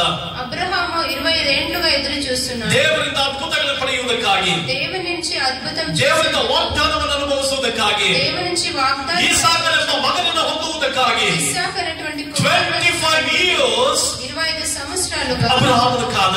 అబ్రహాము ఎదురు చూస్తున్నాడు. ಅಬ್ರಹಾಮನೆಂಬ ನಂಬಿಕೆಯ ಮೂಲ ಪುರುಷನನ್ನ, అబ్రహాము అటువంటి నమ్మకానికి మూల పురుషుడు, ನಂಬಿಕೆಯಲ್ಲಿ ವೀರನನ್ನ, నమ్మకంలో వీరుడై ಒಬ್ಬ ಅದ್ಭುತವಾದಂತ అద్భుతమైనటువంటి ಅಬ್ರಹಾಮನನ್ನು ತನ್ನ ವಶಕ್ಕೆ ಪಡ್ಕೊಳ್ಳುವುದಕ್ಕಾಗಿ తన అధీనమను ಪರಲೋಕದ ದೇವರು 75 ವರ್ಷಗಳ ಕಾಲ ಕಾದ. 75 సంవత్సరాల ಎಂತ ದೀರ್ಘಶಾಂತನಾದ ದೇವರು, దీర్ఘశాంతుడైన దేవుడు, ವಿಗ್ರಹಾರಾಧಕರಾಗಿದ್ದ ಅಬ್ರಹಾಮನಿಗೋಸ್ಕರ ಕಾದ. విగ్రహ ఆరాధకుడైనటువంటి ದೇವರಿಂದ ದೂರವಾದ ಅಬ್ರಹಾಮನಿಗಾಗಿ ಕಾದ. దేవుని నుంచి దూరంగా ఉన్న అబ్రహాము, ಸೃಷ್ಟಿಕರ್ತನನ್ನು ಆರಾಧಿಸದೆ ಸೃಷ್ಟಿ ವಸ್ತುವನ್ನು ಆರಾಧಿಸ್ತಾ ಇದ್ದಂತ ಅಬ್ರಹಾಮನನ್ನ ದೇವರು సృష్టి వస్తువులను ఆరాధించిన అబ్రహాము కోసం ఎదురు చూసినాడు. 75 years 75 సంవత్సరాలుగా ದೇವರೆಂತ ದೀರ್ಘಶಾಂತನು. దేవుడు సహనము గల ಅಬ್ರಹಾಮ ಯೋಚನೆ ಮಾಡ್ದ. అబ్రహాము యోచించినాడు, ಅರೆ ಎಂತ ಅತಿಶಯವಾದ ದೇವರು, ఎంత అద్భుతమైన దేవుడు. 75 ವರ್ಷಗಳಾದರೂ ನಾನು ವಿಗ್ರಹಾರಾಧಕರಾದ್ರು ದೇವರನ್ನ ಬಿಟ್ಟಿದ್ರು ನನಗಾಗಿ ಕಾದಿದ್ದನಲ್ಲ ಆ ದೇವರು. 75 సంవత్సరాలుగా నేను విగ్రహ ఆరాధకుడైన నా కొరకు దేవుడు ఎదురు ನಾನು ಯಾಕಾತನನ್ನು ಹಿಂಬಾಲಿಸಬಾರದು, నేను ఎందుకు దేవుని ನಾನು ಯಾಕಾತನ ಸಾನ್ನಿಧ್ಯವನ್ನು ಸೇರಬಾರದು, నేను ఎందుకు దేవుని ನಾನು ಯಾಕೆ ಆತನ ಮಾತಿಗೆ ವಿಧೇಯನಾಗಬಾರದು, నేను ఎందుకు ఆయన మాటకు ಯಾಕೆ ಆತನ ಹೆಜ್ಜೆ ಚಟ್ಟಲ್ಲಿ ಮುಂದೆ ಸಾಗಬಾರದು, నేను ఎందుకు అతనితో నడవకూడదు ಎಂಬುದಾಗಿ ಹೇಳಿ ಯೇಸುವನ್ನು ದೇವರನ್ನು ಹಿಂಬಾಲಿಸಲಿಕ್ಕೆ ಆರಂಭಿಸ್ತಾರೆ. అలా అనుకుని దేవుని వెంబడించడానికి ಆರಂಭಿంచినాడు. ದೇವರಿಗಾಗಿ 25 ವರ್ಷಗಳ ಕಾಲ ಕಾದುಕೊಂಡಿದ್ದ ಅಬ್ರಹಾಮ దేవుని కొరకు 25 సంవత్సరాలుగా ఎదురు చూస్తున్నాడు. ಅದಕ್ಕೆ ಅವನ ಜೀವನದಲ್ಲಿ 7 ಆಶೀರ್ವಾದಗಳನ್ನ ಕಾಣ್ತೇವೆ. అందుకే అతని జీవితంలో 7 ఆశీర్వాదములు ಸಂಕ್ಷಿಪ್ತವಾಗಿ ಪ್ರಸಂಗಿಸ್ತೇವೆ. వివరముగా నేను ప్రసంగిస్తున్నాను. ಪ್ರಿಯ ದೇವರ ಮಕ್ಕಳೇ, ప్రియమైన దేవుని బిడ్డలారా, ನಾವು ದೇವರ ಅದ್ಭುತವಾದಂತ ಜರ್ನಿ, ದೇವರಿಗೂ ಮತ್ತೆ ಅಬ್ರಹಾಮನಿಗೂ ನಡುವೆ ಇದ್ದ ಅದ್ಭುತವಾದ ಒಂದು ಜರ್ನಿಯನ್ನ ಕಂಡುವು. దేవునికి అబ్రహాముకు మధ్యలో ఉన్నటువంటి అనుబంధాన్ని గురించి చూస్తున్నాము. It's a wonderful journey between God and Abraham. అబ్రహాముకు దేవునికి మధ్య ఒక అద్భుతవాದ జర్నీ. అబ్రహాముకు దేవునికి అద్భుతమైన నడత. ಪ್ರಿಯ ಸಹೋದರಿ ಸಹೋದರ, ಪ್ರಿಯ ಸಹೋದರ ಸಹೋದರಿ, ನಿನಗಾಗಿ ದೇವರು ಕಾಯ್ತಾ ಇದ್ದಾನೆ. మన కోసం దేవుడు ಎಷ್ಟೋ ಸಾರಿ ನಾವು ದೇವರಿಂದ ದೂರ ಹೋಗಿರ್ತೇವೆ. ఎన్నో సార్లు మనం దేవుని నుంచి దూరమై ఉన్నాము. ದೇವರ ಪ್ರಸನ್ನತೆಯಿಂದ ದೂರವಾಗಿರ್ತೇವೆ. దేవుని ప్రసన్నత నుంచి దూరమై, ದೇವರ ವಾಕ್ಯದಿಂದ ದೂರವಾಗಿರ್ತೇವೆ. దేవుని వాక్యం నుంచి దూరమై ಬಿಸಿ ಆಗಿರ್ತೇವೆ. మేము అధికముగా బరువుగా ఉంటున్నాము. ಆದ್ರೆ ದೇವರು ನಿನಗಾಗಿ ಕಾಯ್ತಾ ಇದ್ದಾನೆ. అయితే దేవుడు మన కోసం ఎదురు చూస్తున్నాడు. God is waiting for you. ದೇವರು ನಿನಗಾಗಿ ಕಾಯ್ತಾ ಇದ್ದಾನೆ. దేవుడు మన కోసం ఎదురు చూస్తున్నాడు. ಸಹೋದರ ಸಹೋದರಿ, సహోదరుడా, ಅಬ್ರಹಾಮನ 7 ಆಶೀರ್ವಾದಗಳನ್ನ ಕಾಣ್ತೇವೆ. అబ్రహాము 7 ఆశీర్వాదములు చూస్తున్నాము. First blessing is, మొదటి ఆశీర్వాదము, I will make you a great nation. ಅಂದ್ರೆ ನಾನು ನಿನ್ನನ್ನು ದೊಡ್ಡ ಜನಾಂಗವಾಗುವಂತೆ ಮಾಡ್ತೇನೆ. నేను నిన్ను అధికమైన జనాంగాలకి అధిపతిగా చేస్తున్నాను. నేను నిన్ను ಅನೇಕ ಜನಾಂಗಗಳಿಗೆ ಮೂಲ ಪಿತೃವಾಗಿ ಮಾಡ್ತೀನಿ ಅಂತ. ಅನೇಕ ಜನಾಂಗములకి ಮೂಲ ಪಿತೃವೈ చేస్తున్నాను. ಆಶೀರ್ವಾದಕ್ಕೂ ನಿನಗೆ ಏನು ಅರ್ಥ? ಅಬ್ರಹಾಮನ ಆ ಆಶೀರ್ವಾದ ಅದು ಅಬ್ರಹಾಮನಿಗೆ ಹೇಳಿದ್ರು ಸರಿ, ಇವಾಗ ನಿನಗೇನು ಅಪ್ಲಿಕೇಶನ್ ಆಗುತ್ತೆ, ನಿನಗೇನದು ತೋರಿಸುತ್ತೆ ಅಂತ ನಾವು ನೋಡುವಾಗ ಅಬ್ರಹಾಮನನ್ನ ದೊಡ್ಡ ಜನಾಂಗವಾಗುವಂತೆ ಮಾಡ್ತೀನಿ ಅಂತ ಹೇಳಿದ ಹಾಗೆ ನೀನಿವತ್ತು ಅಬ್ರಹಾಮನಾಗಿ ನನ್ನ ಕಡೆ ತಿರ್ಕೊಳ್ಳೋದಾದ್ರೆ ನಿನ್ನ ಮೂಲಕವಾಗಿ ಅನೇಕ ಜನರಿಗೆ ನಾನು ಸತ್ಯವಾಕ್ಯವನ್ನ ತಿಳಿಸಿ ನಾನು ರಕ್ಷಣೆಯ ಕಡೆಗೆ ನಡೆಸ್ತೇನೆ ಅಂತ. ನೀನು ಕೂಡ ಪರಲೋಕದಲ್ಲಿ ನೀನು ಅಬ್ರಹಾಮನ ಹಾಗಿರಬೇಕು. ಪರಲೋಕದಲ್ಲಿ ನೀನು ಕೂಡ ಅಬ್ರಹಾಮನಾಗಿರಬೇಕು. ಯಾಕೆ ಅಂತ ನಾವು ನೋಡುವಾಗ ಅಬ್ರಹಾಮನು ಜನಾಂಗಗಳಿಗೆ ಮೂಲ ಪಿತೃವಾದ. ನಿನ್ನನ್ನ ದೇವರು ಎದುರು ನೋಡ್ತಾ ಇರೋದೇನಂತಂದ್ರೆ ನಿನ್ನನ್ನು ಕೂಡ ದೇವರು ತನ್ನ ಕಡೆಗೆ ಸೆಳೆದುಕೊಂಡು ತನ್ನ ಆಶೀರ್ವಾದವನ್ನ ಮಾಡಿ ಅನೇಕ ಜನಾಂಗಗಳಿಂದ ಮೂಲಕ ರಕ್ಷಣೆ ಹೊಂದುವಂತೆ ಮಾಡುವುದಕ್ಕಾಗಿ. ಮೊದಲನೇ ಆಶೀರ್ವಾದ. ಎರಡನೇ ಆಶೀರ್ವಾದ ಐ ವಿಲ್ ಬ್ಲೆಸ್ ಯು. ಇದು ತುಂಬಾ ಜನರಿಗೆ ಆಶೀರ್ವಾದ, ತುಂಬಾ ಜನರಿಗೆ ಸಂತೋಷ. ಐ ವಿಲ್ ಬ್ಲೆಸ್ ಯು ಅಂದ್ರೆ ಏನೋ ಒಂದು ಲೆಕ್ಕಗಳು ಬಂದಂಗ ಅಂತಿರ್ತೀವಿ ನಾವು ಕ್ರೈಸ್ತರೆಲ್ಲ. ನಾ ದೇವರನ್ನ ಆಶೀರ್ವಾದ ಮಾಡ್ತೇವೆ ಅಂತಂದ್ರೆ ಬಹಳ ಕೈ ಚಾಪಡೆ ತರ್ತೀವಿ. ದೇವರು ನಿನ್ನನ್ನು ಏನಕ್ಕೆ ಆಶೀರ್ವಾದ ಮಾಡ್ತಾರೆ? It's very important. ಎಷ್ಟು ಜನ ದೇವರಿಂದ ಆಶೀರ್ವಾದ ಪಡೆದಿದ್ದೀರಿ? ಕಮ್ಮಿ ಜನ. ದೇವರಿಂದ ಎಲ್ಲರೂ ಆಶೀರ್ವಾದ ಪಡೆದಿದ್ದೀರಾ? ಏನಕ್ಕೆ ದೇವರ ಆಶೀರ್ವಾದ ಮಾಡ್ತಾರೆ ಅಂತಂದ್ರೆ ನೀನು ಆತನ ಸಾಮ್ರಾಜ್ಯಕ್ಕೆ ಆತನ ಪ್ರತಿನಿಧಿಯಾಗಿ ದೇವರು ಕೊಟ್ಟ ಎಲ್ಲ ಆಶೀರ್ವಾದಗಳಿಂದ ದೇವರ ರಾಜ್ಯಕ್ಕೆ ಉಪಯೋಗವಾಗಬೇಕು. ದೇವರು ಯಾಕೆ ನಿನಗೆ ఆశీర్వాదం కొడతాడు. దేవుడు ఎందుకు మనలను ఆశీర్వదించి ఉన్నాడు. దేవుడు ಯಾಕೆ ನಿನಗೆ ಜ್ಞಾನ ಕೊಡ್ತಾನೆ. దేవుడు ఎందుకు మనకు జ్ఞానం ఇచ్చి ఉన్నాడు. దేవుడు ಯಾಕೆ ನಿನಗೆ ತಲಾಂತವನ್ನು ಕೊಡ್ತಾನೆ. దేవుడు ఎందుకు మనకు తలాంతములను ఇచ్చి ఉన్నాడు. మొట్టమొదటిసారి దేవుడు అబ్రహామునికి ಹೇಳಿದ್ರು నిన్నను ನಾನು ఆశీర్వదిస్తాను. మొదటిసారిగా దేవుడు చెప్పినాడు అబ్రహాముని ఆశీర్వదిస్తానని. అబ్రహాము ನೀನು ಬಿಟ್ಟು ಬಂದ್ರೆ ನಾನು ಆಶೀರ್ವಾದ ಮಾಡ್ತೀನಿ. నీవు వదిలి వస్తే నేను ఆశీర్వదిస్తాను. ನೀನು ಮನೆಯನ್ನು ಬಿಡು, నీ ఇంటి వారిని వదిలేయి, నీ స్వదేశం బిడు, నీవు ఉన్నటువంటి దేశం ನಾನು ಹೇಳಿದಂತೆ ಕೇಳಿ ನಾನು ನಿನ್ನ ಆಶೀರ್ವಾದ ಮಾಡ್ತೀನಿ. నేను చెప్పినట్లుగా విను, నేను ఆశీర్వదిస్తాను. ನೀವು ಅಷ್ಟೇ, మనం కూడా, ನೀವು ಅಷ್ಟೇ, మనము కూడా దేవుడు ಹೇಳಿದ ಕೇಳಿದ್ರೆ ನೀನು ಪೂರ್ಣ ಆಶೀರ್ವಾದ ಹೊಂದುತ್ತೀಯ. దేవుడు చెప్పినట్లుగా మనము విన్నట్లయితే ఆశీర్వదిస్తారు. ಕಾಂಪ್ರಮೈಸ್ ಆಗಬಾರದು. ಹೊಂದಾಣಿಕೆ, ಲೋಕದೊಟ್ಟಿಗೆ ಹೊಂದಾಣಿಕೆ ಮಾಡಿಕೊಳ್ಳಬಾರದು. మనం ఐక్యత పొందకూడదు. ಲೋಕದ ಜೊತೆ ಐಕ್ಯತೆ ಬೇಡ, లోకస్తులతో ఐక్యత వద్దు. ದೇವರ ವಾಕ್ಯಕ್ಕೆ ವಿರುದ್ಧವಾದ ಜನರ ಜೊತೆ ಐಕ್ಯತೆ ಬೇಡ, దేవునికి విరుద్ధంగా ఉన్న వారి జೊತೆ ఐక్యత వద్దు. ದೇವರ ಪ್ರಸನ್ನತೆ ಇಲ್ಲದ ಜೊತೆ ಐಕ್ಯತೆ ಬೇಡ, దేవుని ప్రసన్నత లేని వారితో మనకు ದೇವರ ವಾಕ್ಯದಂತೆ ನಡೆಯದವರ ಸಹವಾಸ ಬೇಡ, దేవుని వాక్యం విరోధంగా నడిచే వారి సహవాసం వద్దు. ఐక్యతకు ಮಾತನಾಡೋದಕ್ಕೂ ವ್ಯತ್ಯಾಸ ಇದೆ. మాట్లాడేందుకు వ్యత్యాసం ఉన్నది. ನಾವು ಆ ರೀತಿ ಮಾತನಾಡದೆ ಹೋದ್ರೆ ಲೋಕವನ್ನೇ ಬಿಟ್ಟು ಹೋಗ್ಬೇಕು. మనం అలా మాట్లాడకపోతే లోకాన్ని వదిలేయాలి. ಐಕ್ಯತೆ ಬೇರೆ, ಮಾತನಾಡುವುದು ಬೇರೆ. ఐక్యత వేరు, మాట్లాడేటువంటి వేరు. ಅಯ್ಯಾ ಹೇಗಿದ್ದೀರಿ? ఎలా ఉన్నారు? ಅನ್ಯ ಜನ ಕ್ರಿಸ್ತನನ್ನ ಅನುಸರಿಸದೇ ಇರುವಂತವರು, దేవుని వెంబడించినటువంటి వారు ಹೇಗಿದ್ದೀರಿ? అయ్యా ఎట్లున్నారు? ಊಟ ಆಯ್ತಾ? భోజనం అయిందా? ಇದು ಮಾತು, ఇది ఒక్క మాట. ಐಕ್ಯತ ಬನ್ನಿ, రండి, ಕುಳಿತುಕೊಳ್ಳಿ, కూర్చోండి, ತಿನ್ನೋಣ, తిందాము, ಕುಡಿಯೋಣ, తాగుదాము, ಮಜಾ ಮಾಡುವ. ಇದು ಐಕ್ಯತೆ. ఇది ఐక్యత. ನೀನು ಯಾವುದನ್ನ ಮಾತನಾಡ್ತಾ ಇದೆಯೋ ಐಕ್ಯತೆ ಇಟ್ಕೊಳ್ತಾ ಇದೆಯೋ. మనం దేన్ని మాట్లాడుతున్నామో ఐక్యతలో ఉంటున్నాము. మాట్లాడము. ಯಾಕಂದ್ರೆ ಕೆಲಸ ಮಾಡೋರೆಲ್ಲರೂ ಅನ್ಯರೇ, పని చేసే వాళ్ళంతా అన్యులే. ಅಲ್ಲಿ ಮಾತನಾಡು, అక్కడ మాట్లాడాలి.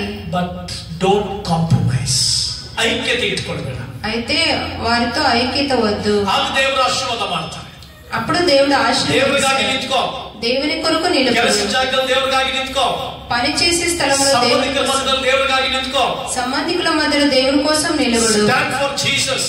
దేవుని కోసం నిలబడు. యేసుಗಾಗಿ నిల్ಲು. దేవుని కోసం. కాలేజీలో యేసుಗಾಗಿ నిల్లు. కాలేజీలో దేవుని కోసం నిలబడు. ಕೆಲಸ ಜಾಗದಲ್ಲಿ యేసుಗಾಗಿ నిల్ಲು. పని స్థలంలో దేవుని కోసం నిలబడు. దేవుని కోసం నిలబడు. సంబంధికుల మధ్యలో యేసుಗಾಗಿ నిల్లు. సంబంధికుల మధ్యలో దేవుని కోసం నిలబడు. నో ಅಂತ ಹೇಳೋದಕ್ಕೆ ಕಲಿ. వద్దు అని చెప్పు. ನೋ ಅಂತ ಹೇಳೋದಕ್ಕೆ ಕಲಿ. వద్దు అని చెప్పేందుకు నేర్చుకో. ಜನರ ಮಧ್ಯದಲ್ಲಿ ದೇವರ ವಾಕ್ಯಕ್ಕೆ ವಿರುದ್ಧವಾಗಿ ನಡೆಯೋದಕ್ಕೆ ಜನ ಬರುವಾಗ ಸೇ నో. జనాంగముల మధ్యలో దేవుని కోసం వచ్చినప్పుడు చెప్పవద్దు అని. ಹಲ್ಲೆಲೂಯಾ. ಆಗ ದೇವರಿನ ಪೂರ್ಣ ಆಶೀರ್ವಾದ ಮಾಡ್ತಾನೆ, ನಿನ್ನನ್ನು ಆಶೀರ್ವದಿಸುವುದು ಏನಕ್ಕೆ? అప్పుడు దేవుడు మనల్ని పూర్ణంగా ఆశీర్వదిస్తాడు. ఆశీర్వదిಸುವುದಕ್ಕೆ ಯಾವುದಕ್ಕಾಗಿ ಅಂದ್ರೆ, ఆశీర్వదించేది దేనికోసం అంటే ನೀನು ದೇವರ ರಾಜ್ಯಕ್ಕೆ ಉಪಯೋಗವಾಗುವುದಕ್ಕಾಗಿ, మనము దేవుని రాజ్యం కోసం ఉపయోగపడేందుకు. ಮೂರನೇದಾಗಿ, మూడో ఆశీర్వాదం, I will make your name great ಅಂತ, ನಿನ್ನ ಹೆಸರನ್ನ ಪ್ರಖ್ಯಾತಿಗೆ ತರ್ತೀನಿ ಅಂತ. నీ పేరును ప్రఖ్యాతికి తెచ్చేదను. ಈಗ ನಮಗೇನು ಅನ್ವಯವಾಗುತ್ತೆ? ఇప్పుడు మనకి ఏమనిపిస్తుంది? ಯಾರು ಗೊತ್ತಿಲ್ಲದೆ ಇರುವಂತ ವ್ಯಕ್ತಿಯನ್ನ, ఎవరు తెలియలేనటువంటి వ్యక్తిని, ನೀ ಯಾರಿಗೂ ಪರಿಚಯ ಇರುವಂತ ವ್ಯಕ್ತಿನ, ఎవరికి గుర్తు లేనటువంటి వ్యక్తిని ಎಲ್ಲರೂ ಗೊತ್ತಾಗೋಗಿ ಯಾಕೆ ಮಾಡ್ತಾರೆ? అందరికి పరిచయించలాగా ఎలా చేస్తారు? ಗೊತ್ತಾಗೋಗಿ ಯಾಕೆ ಮಾಡ್ತಾರೆ? ఊరి వారందరికీ తెలిసేలా ఎలా చేస్తారు? ನೀನು ನಿನ್ನ ದೇವರ ಹೆಸರನ್ನ ಪ್ರಖ್ಯಾತಿ ತೆಗೆದುಕೊಂಡು ಬರ್ತೀಯ ಅಂತ.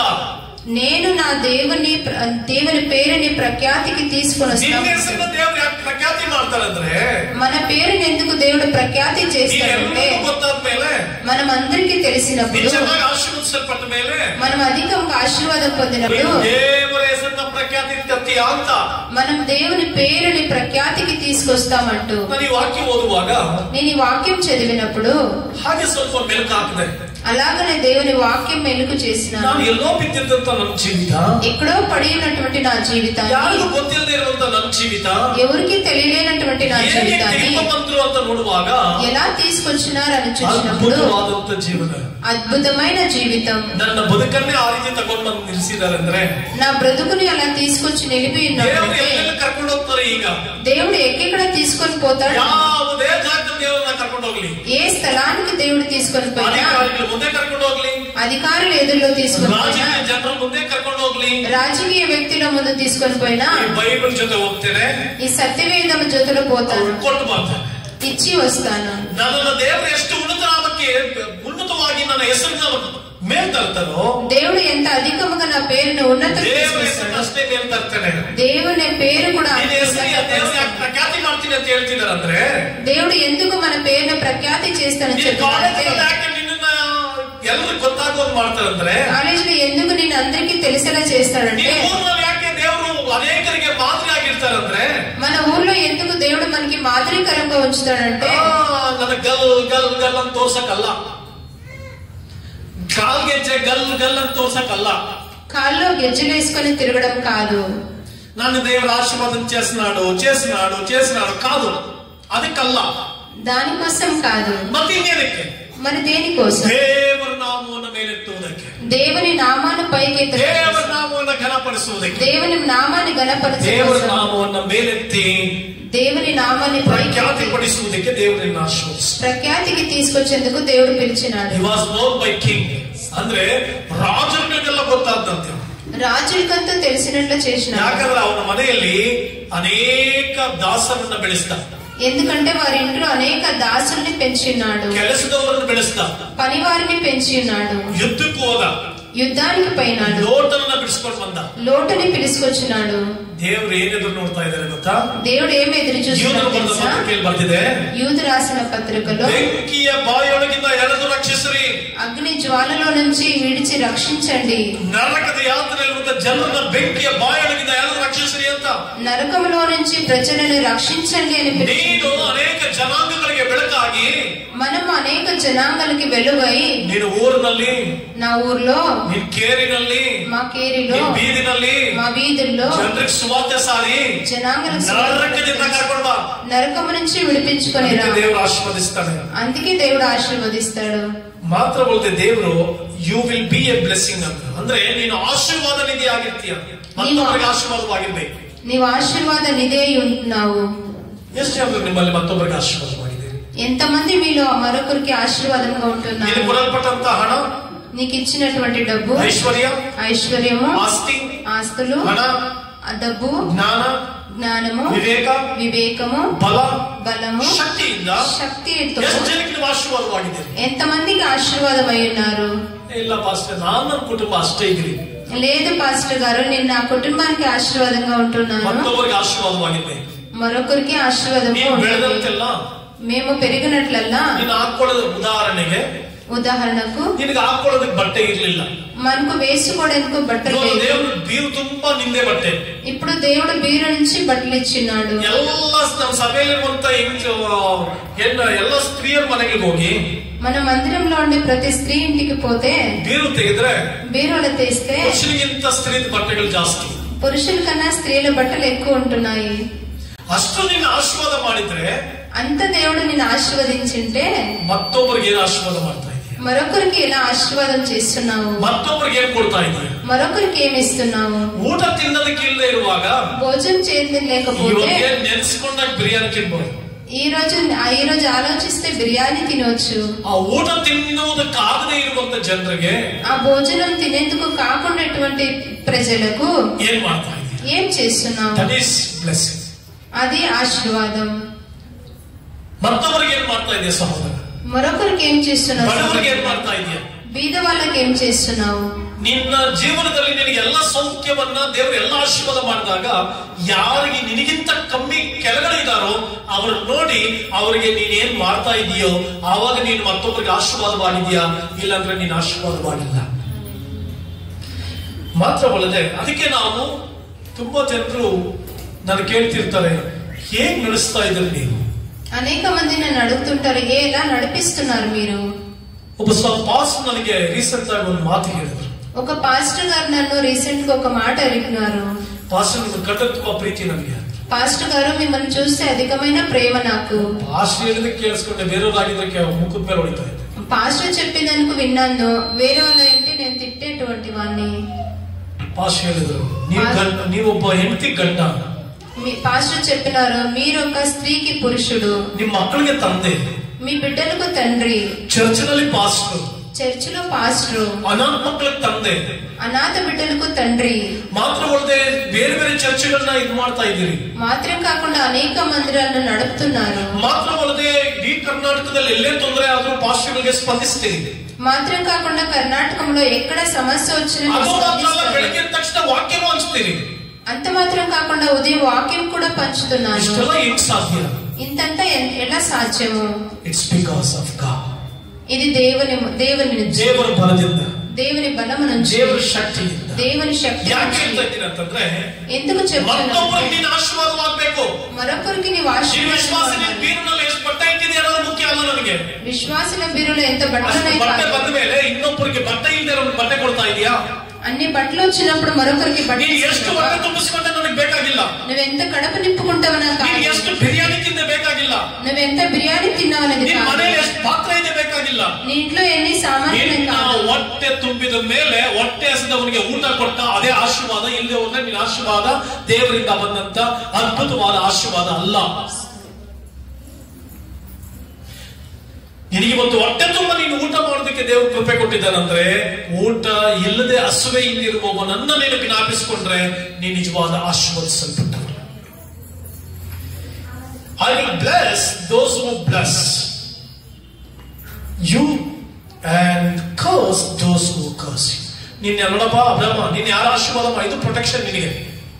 ಏನಿದೆ ನಿನಗೆ ಪ್ರೊಟೆಕ್ಷನ್. ನೀನ್ ಯಾರ ಆಶೀರ್ವಾದ ಮಾಡ್ತಾರೋ ನಾವು ಆಶೀರ್ವಾದ ಮಾಡ್ತೀನಿ, ಯಾರು ನಿನ್ನ ಶಪಿಸ್ತಾರೋ ಶಪಿಸ್ತೀನಿ ಅಂತ. అబ్రాహాము చెప్పినాడు, నేను ఆశీర్వదించే వాళ్ళని నేను ఆశీర్వదిస్తాను, నేను శపించే వాళ్ళని నేను శపిస్తానని. ఎంత అద్భుతವಾದಂತ ಪ್ರೊಟೆಕ್ಷನ್ ಇದೆ. అద్భుతమైన ప్రొటెక్షన్ అని ఆ మాట ನಿಜವಾಗ್ಲೂ ನೆರವೇರುತ್ತಾ ಇದು? నిజముగా నెరవేరుతుందా? ಹೌದು. అవును. ಒಂದು ದಿನ ನನಗೆ ಇನ್ನೂ ನೆನಪಿದೆ. ఒక రోజు నాకు ఇంకా జ్ఞాపకం. ಅದೇ ಗ್ರಾಮದಲ್ಲಿ ನಮ್ಮ ಸೇವೆನ ಆರಂಭಿಸಿದೆ. అదే గ్రామంలో నేను సేవను ఆరంభించినప్పుడు ನಮ್ಮ ಸಭೆ ವಿಶ್ವಾಸಿಗಳು ಕೂತಿದ್ದಾರೆ. మన మందిరపు విశ్వాసీకుడు ತಂದೆ, ఆ తండ్రి, ನಾನು ಆರಾಧನೆಗೆ ಹೋಗ್ತಿರುವಾಗ నేను ఆరాధనకి ಈ ಪಾಸ್ಟರ್ ತಿಥಿ ಅಂತ, ఈ పాస్టర్ తిథి అన్నాడు. ಅಂಗಡಿ ಹತ್ರ ಕೂತು ಈಗ ಇವ್ನು ಹೋಗ್ತಾ ಇದ್ದಾನೆ ತಿಥಿ, ಭಜನೆಗೆ ಹೋಗ್ತಾ ಇದ್ದಾನೆ, ಇವಂದೇ ಪಾಸ್ಟರ್ ತಿಥಿ ಅಂತ పోతున్నాడు, ఇతనిదే తిథి అన్నాడు. ಅವತ್ತು ರಾತ್ರಿ, ఆ రోజు రాత్రి ಲೋಕಯಾತ್ರೆ ಮುಗಿಸ್ದ. లోకయాత్ర గడిచినాడు, ತೀರ್ಕೊಂಡ. అతడు చనిపోయినాడు. ನಿನ್ನ ಶಪಿಸುವವರನ್ನ ಶಪಿಸ್ತೇನೆ, నిన్ను శపించి ಆಶೀರ್ವದಿಸುವವರನ್ನ ಆಶೀರ್ವದಿಸ್ತೇನೆ. ಯಾವಾಗ ಈ ದೇವರ ಮೇಲೆ ನಂಬಿಕೆ ಇಟ್ಟಾಗ, ದೇವರನ್ನು ಪಾಲಿಸಿದಾಗ, ದೇವರ ಜೊತೆ ನಡೆದಾಗ, ವಾಕ್ಯದೊಂದಿಗೆ ನಡೆದಾಗ, ಇವತ್ತು ವಾಕ್ಯ ನೆರವೇರುತ್ತೆ. అవును, ఈ రోజు వాక్యం నెరవేరుతుంది. ನಿನ್ನನ್ನು ಶಪಿಸುವವರನ್ನು ಶಪಿಸ್ತೇನೆ. నిన్ను శపించే వాళ్ళను శపిస్తాను, ఆశీర్వదిస్తువారిని ఆశీర్వదిస్తాను. ఆశీర్వదించే వారిని ఆశీర్వదిస్తాను. It is protection. ఇది దేవుని వాక్యం. ದೇವರ ಪ್ರೊಟೆಕ್ಷನ್ ಇದು. దేవుని వాక్యం ನೆರವೇರುತ್ತೆ. ಆದ್ದರಿಂದ ಪ್ರಿಯ ದೇವರ ಮಕ್ಕಳೇ, అయితే దేవుని బిడ్డలు, ನಿನ್ನ ಶಪಿಸುವವರಿಗೆ ಶಾಪ, నిన్ను శపించే వారికి ಆಶೀರ್ವದಿಸುವವರಿಗೆ ಆಶೀರ್ವಾದ, ఆశీర్వదించే వారికి ఆశీర్వాదం. ದೇವರ ವಾಕ್ಯದಲ್ಲಿ ಈ ರೀತಿ ಬಂದಿದೆ. దేవుని వాక్యం ಯೇಸು ಸ್ವಾಮಿ ಒಂದು ಮಾತನ್ನ ಹೇಳ್ತಾರೆ. యేసు స్వామి ನೀವು ಯಾರಾದರೂ ಮನೆಗೆ ಹೋಗುವಾಗ ನೀವು ఎవరింటికైనా ಆಶೀರ್ವಾದವಾಗಲಿ ಅಂದ್ರಿ, ఆశీర్వాదం ಆಶೀರ್ವಾದ ಅವರು ಯೋಗ್ಯನಾಗಿದ್ರೆ వారి యోగ్యులైతే వారికి పోతుంది, ಇಲ್ಲದೆ ಹೋದ್ರೆ లేకపోతే ವಾಪಸ್ ನಿನಗೆ ಬರುತ್ತೆ ಅಂತ. వెనక్కి వస్తుందని. ಯಾರಾದರೂ ನೀವು ಶಪಿಸ್ತಾರಾ? ఎవరైనా ಆಶೀರ್ವಾದ ಮಾಡು. ఆశీర్వదించు. ಯಾರಾದರೂ ಮನೆಗೆ ಹೋಗ್ತೀರಾ? ఎవరైనా ಆಶೀರ್ವಾದ ಮಾಡು. ఆశీర్వదించు. ಯಾರಾದರೂ ನಿನ್ನ ಬೈತಾರಾ? ఎవరైనా ಆಶೀರ್ವಾದ ಮಾಡು. ఆశీర్వదించు. ನಿನ್ನ ಬಗ್ಗೆ ತಪ್ಪು ಮಾತಾಡ್ತಾರಾ? నీ గురించి ಆಶೀರ್ವಾದ ಮಾಡು. ఆశీర్వదించు. ಬಗ್ಗೆ ತಪ್ಪು ಅನಿಸ್ತಾರಾ? ಆಶೀರ್ವಾದ ಮಾಡು. నీ గురించి తప్పుగా మాట్లాడితే ఆశీర్వదించు. ಆ ಆಶೀರ್ವಾದ ನಿನ್ ಬಗ್ಗೆ ತಪ್ಪು ಮಾತಾಡುವವರು ಯೋಗ್ಯನ ಅಲ್ಲದೆ ಹೋದ್ರೆ ಆ ಆಶೀರ್ವಾದ ರಿಟರ್ನ್ ಯಾರಿಗೆ ಬರುತ್ತೆ? ಯೇಸ್ವಾಮಿ ಎಂತ ಅದ್ಭುತವಾದ ಒಂದು ಇದಿಟ್ಟಿದಾರಲ್ಲ. ನೀವು ಯಾರ ಮನೆಯೊಳಗಾದ್ರೂ ಹೋಗುವಾಗ ಆಶೀರ್ವಾದವಾಗ್ಲಿ ಅಂದ್ರೆ ಆ ಮನೆಯವರು ಯೋಗ್ಯನಾಗಿದ್ರೆ ಆಶೀರ್ವಾದ ಅವ್ರಿಗೆ ಆಗುತ್ತೆ, ಇಲ್ಲದೆ ಹೋದ್ರೆ ಆಶೀರ್ವಾದ ವಾಪಸ್ ಬರುತ್ತೆ ಅಂತ. Hallelujah, hallelujah. ಪ್ಲಸ್ ಎಲ್ಲ ಕಡೆ ಯಾರು ಏನಂದ್ರು ದೇವರೇ ನಿಮ್ಮನ್ನು ಆಶೀರ್ವಾದ ಮಾಡು. ఎవరేమన్నా దేవుడే వారిని ఆశీర్వదించు. ದ್ವೇಷ ಮಾಡ್ತಾರಾ? ద్వేషిస్తారా? ಪ್ರೀತಿ ಮಾಡಿ ಆಶೀರ್ವಾದ ಮಾಡು. ప్రేమించి ఆశీర్వదించు. ಯಾಕಂದ್ರೆ ದ್ವೇಷ ಮಾಡೋನು ఎందుకంటే ಯೋಗ್ಯನಲ್ಲದೆ ಇರೋದ್ರಿಂದ, ಯೋಗ್యుడు కాకపోతే ಪ್ರೀತಿ ತೋರಿಸೋದ್ರಿಂದ, నువ్వు ప్రేమ చూపించు, ಆಶೀರ್ವದಿಸೋದ್ರಿಂದ ಎಷ್ಟು ಸಾರಿ ಆಶೀರ್ವಾದ ಆಶೀರ್ವಾದ ಅಂತೀಯೋ, ఎన్నిసార్లు ఆశీర్వాదం ఆశీర్వాదం ಅಷ್ಟು అంటావు, ಸಾರಿ ನಿನ್ ಮನೆಗೆ ಆಶೀರ್ವಾದ. అన్నసార్లు నీ కుటుంబానికి ఆశీర్వాదం. ನೋಡಿ, దుష్టులను చూసి ಕೋಪಗೊಳ್ಬೇಡ, కోపం పడకు, ಆಶೀರ್ವದಿಸು. ఆశీర్వదించు. ఆశీర్వదించు. Blessings will come back to you. ಆ ಆಶೀರ್ವಾದ ನಿನಗೆ ವಾಪಸ್ ಬರುತ್ತೆ. ఆ ఆశీర్వాదం నీకు వెనక్కి వస్తుంది. ಶಪಿಸುವವರಿಗೆ ಶಾಪ, ಆಶೀರ್ವದಿಸುವವರಿಗೆ ಆಶೀರ್ವಾದ. నిన్ను శపించే వారికి శాపం, ఆశీర్వదించే వారికి ఆశీర్వాదం. ನೀನ್ ಯಾವಾಗ ನಿನ್ ದೇವರಿಂದ ಆಶೀರ್ವದಿಸಲ್ಪಟ್ಟು ದೇವರ ಭಯಭಕ್ತಿಯಿಂದ ನಡೆಯುತ್ತಾ, ದೇವರಿಗೆ ಜೀವಿಸುತ್ತಾ, ದೇವರ ನಾಮನ ಪ್ರಖ್ಯಾತಿ ತೆಗೆದುಕೊಂಡು ಬರ್ತಾ ಇರ್ತೀಯೋ, ನಿನ್ನ ಊರಿಗೆ ನಿನ್ನ ಆಶೀರ್ವಾದವಾಗಿರ್ತೀಯೋ, ನಿನ್ನ ಕೇರಿಗೆ, ನಿನ್ನ ಬೀದಿಗೆ ಆಶೀರ್ವಾದವಾಗಿರ್ತೀಯೋ, ಕೊನೆಗೆ ದೇವರು ನಿನ್ನ ಜನಾಂಗಗಳಿಗೆ ಆಶೀರ್ವಾದವಾಗಿರ್ತಾರೆ. ನಿನ್ ಜನಾಂಗಗಳಿಗೆ ಆಶೀರ್ವಾದವಾಗಬೇಕಾ? ನಾನು ದೇವರ ಹತ್ರ ಕೇಳ್ತಿದ್ದೆ, ಸ್ವಾಮಿ ನಾನು ಇನ್ನೂ ಜಾಸ್ತಿ ಹೆಚ್ಚು ನಾನು ಮತ್ತೊಬ್ಬರಿಗೆ ಆಶೀರ್ವಾದವಾಗಿರ್ಬೇಕು, ನನ್ನ ಆಶೀರ್ವಾದ. నేను దేవుని అడుగుతున్నాను, దేవుడా అనేక జనాంగములకి ఆశీర్వాదంగా మార్చమని. ನೀನು ನನಗೆ ಕೊಟ್ಟ ಜ್ಞಾನ, ವಿವೇಕ, ಹಣ ಎಲ್ಲದರಿಂದ ನಾನು ದೇಶಕ್ಕೆ ಆಶೀರ್ವಾದ ಮಾಡಬೇಕು. ఇచ్చినటువంటి జ్ఞానము, వివేకము, డబ్బుతో నేను అనేకలకి ఆశీర్వాదంగా ఉండవాలి. ಅದರಿಂದ ದೇವರ ಕೃಪೆಯಿಂದ, దానికోసం దేవుని కృపతో ನನ್ನ ಹೃದಯವನ್ನು ನೋಡಿ ದೇವರು, నా హృదయం చూసిన దేవుడు ಇಡೀ ದೇಶದ ಎಲ್ಲಾ ಕಡೆಗಳಿಗೂ ಆಶೀರ್ವಾದವಾಗಬೇಕು ಅಂತ ಹೇಳಿ ಒಂದು ಅಸ್ತ್ರವನ್ನ ನನ್ನ ಕೈ ಕೊಟ್ಟ. సర్వ దేశంలో ఆశీర్వాదంగా ఉండాలని ఒక అస్త్రం నాకు ఇచ్చిన్నారు. ಹಣದ ರೀತಿಯಲ್ಲ, డబ్బు రీతిలో ಎಷ್ಟೋ ಜನ ಆಶೀರ್ವಾದ ಅಂದ್ರೆ ಬರೀ ಹಣ ಅನ್ಕೊಳ್ತೀವಿ. ఎంతో మంది ఆశీర్వాదం అంటే డబ్బు అనుకుంటారు. ದೇವರು ನನ್ನ ಕೈಗೆ ಒಂದು ಆಯುಧವನ್ನ, ಒಂದು ಇನ್ಸ್ಟ್ರೂಮೆಂಟ್ ಅನ್ನ ನನ್ನ ಕೈ ಕೊಟ್ಟಿದ್ದಾನೆ. దేవుడు నా చేతికి ఒక అస్త్రమును ఇచ్చి ఉన్నారు. ఆ ఇన్స్ట్రుమెంట్ ಮೂಲಕ, ఆ అస్త్రం మూలంగా, ఆ ఇన్స్ట్రుమెంట్ ಮೂಲಕ, ఆ అస్త్రం మూలంగా, ಆ ಪಾತ್ರೆ ಮೂಲಕ, ఆ పాత్ర మూలంగా ನಾನು ಇಡೀ ದೇಶಕ್ಕೆ ಆಶೀರ್ವಾದವಾಗಬಹುದು. నేను సర్వ దేశానికి, ಸಭೆಗಳಿಗೆ ಆಶೀರ್ವಾದವಾಗಬಹುದು, మందిరానికి ఆశీర్వాదంగా మారాలి. అదే international human rights aunty corruption social justice commission ಅನ್ನುವಂತ ಒಂದು ಕಮಿಷನ್ ಅನ್ನ ಆರಂಭಿಸಲಿಕ್ಕೆ ದೇವರ ಕೃಪೆ ಕೊಟ್ಟರು. ದೇಶದಲ್ಲಿರುವಂತಹ ಎಲ್ಲಾ ಸಭೆಗಳು, ಸೇವೆಗಳು, ಪಾಸ್ಟರ್ಗಳು ನೆಮ್ಮದಿಯಿಂದ, ಸಂತೋಷದಿಂದ ಸೇವೆ ಮಾಡುವುದಕ್ಕಾಗಿ ಕರ್ತರು ಆ ಅಸ್ತ್ರವನ್ನ ನನ್ನ ಕೈ ಕೊಟ್ಟರು. ನನ್ನನ್ನೇ ತಲೆಯನ್ನಾಗಿಟ್ಟರು, ಒಬ್ಬ ಮನೆಗೆ ಆಶೀರ್ವಾದವಾಗುವಂತ. ಹಲ್ಲೆಲೂಯಾ. ಸೊ ದೇವರು ನನಗೆ ಪದೇ ಪದೇ ಮಾತನಾಡ್ತಿದ್ದಾರೆ, ನಾನು ನಿನಗೆ ದೊಡ್ಡ ಸಭೆಯನ್ನ ಕೊಡ್ತೇನೆ. ದೇವರು ನನ್ನ ಜೊತೆ ಮಾತನಾಡ್ತಿದ್ದಾರೆ, ನಾನು ನಿನಗೆ ದೊಡ್ಡ ಸಭೆಯನ್ನ ಕೊಡ್ತೇನೆ. దేవుడు నాతో మాట్లాడుతున్నారు, నేను నీకు ఒక గొప్ప మందిరాన్ని ఇస్తున్నానంటూ. ನಾನು ದೇವರಿಗೋಸ್ಕರ ಕಾದಿದ್ದ ವರ್ಷಗಳು, నేను దేవుని కోసం ఎదురు చూసినది అనేక వర్షములు. ದೇವರಿಂದ ಅನೇಕ ಸಂಗತಿಗಳನ್ನು ಎದುರು ನೋಡಿದನು. దేవుని గురించి అనేక సంగతులను ఎదురు చూసి ఉన్నాను. ಈಗ ಮುಂದಿನ ದಿನಗಳಲ್ಲಿ ನಾವಿರ್ತೇವೆ. ఇప్పుడు వచ్చేటువంటి రోజుల్లో మేము ఉంటున్నాము. ಆಶೀರ್ವಾದವಾಗ್ತೇವೆ, ఆశీర్వాదంగా మారుతుంది. ಜ್ಞಾನೋಕ್ತಿ 28:20 ಬರೆದಿದೆ. ಜ್ಞಾನೋಕ್ತಿ 28:21 చెప్పి ఉన్నది. ನಂಬಿಗಸ್ತನು ಆಶೀರ್ವಾದ ಪೂರ್ಣನಾಗುವನು. నమ్మకము గలవారు ఆశీర్వాద పూర్ణులైన ಅಬ್ರಹಾಮನು ಆಶೀರ್ವಾದ ಪೂರ್ಣನಾದ. అబ్రహాము ఆశీర్వాద పూర్ణుడైన ದೇವರಿಗಾಗಿ ಕಾದಿದ್ದು దేవుని కోసం ఎదురు ಆಶೀರ್ವಾದ ಪೂರ್ಣನಾದ. ఆశీర్వాద పూర్ణుడైన ದೇವರ ಮೇಲೆ ನಂಬಿಕೆ ಇಡು. మనం ఈ రోజు ಪೂರ್ಣ ನಂಬಿಕೆ ಇದ್ದೀರೋ పూర్ణ నమ్మకం ಆಶೀರ್ವಾದ ಪೂರ್ಣನಾಗುವ ದಿನಗಳು ಬರ್ತಾ ಇದೆ. మనం ఆశీర్వాద పూర్ణులై ಕರ್ತನು ನಿನ್ನನ್ನು ಮೇಲೆತ್ತುವ ದಿನಗಳು ಬರ್ತಾ ಇದೆ. దేవుడు మనల్ని పైకెత్తే రోజులు ದಿನಗಳು ಬರ್ತಾ ಇದೆ. ఉన్నత పరిచే రోజులు ಅತಿಶಯಗಳನ್ನು ಪಡೆದುಕೊಳ್ಳುವ ದಿನಗಳು ಬರ್ತಾ ಇದೆ. అద్భుతం అతిశయ రోజులు ಶ್ರೇಷ್ಠ ಪದವಿಗೆ ಬರುವ ದಿನಗಳು ಬರ್ತಾ ಇದೆ. ಶ್ರೇಷ್ಠమైన స్థానానికి వచ్చే రోజులు వస్తున్నాయి. ಕರ್ತನು ನಿನ್ನನ್ನು ಆಶೀರ್ವದಿಸಲಿ. దేవుడు మనల్ని ದೇವರ ಮಹಿಮೆ ನಿಮ್ಮೊಂದಿಗಿರಲಿ. ದೇವರ ಪ್ರಸನ್ನತೆ ನಿಮ್ಮೊಂದಿಗಿರಲಿ. ಕರ್ತನ ಆಶೀರ್ವಾದ ಸದಾಕಾಲ ನಿಮ್ಮೊಂದಿಗಿದ್ದು ನಿಮ್ಮನ್ನು ಮುನ್ನಡೆಸಲಿ ಅಂತ ಹೇಳ್ತಾ ನಿಮ್ಮನ್ನ ಸದಾಕಾಲ ವಾಕ್ಯದಲ್ಲಿ ನಡೆಸಿ ನಿಮ್ಮನ್ನ ಪೂರ್ಣ ಆಶೀರ್ವಾದಕ್ಕೆ ನಡೆಸಲಿ ಅಂತ ಕೇಳ್ಕೊಳ್ತಾ ನಾನು ಪ್ರಸಂಗವನ್ನು ಮುಗಿಸ್ತೇನೆ. God bless you.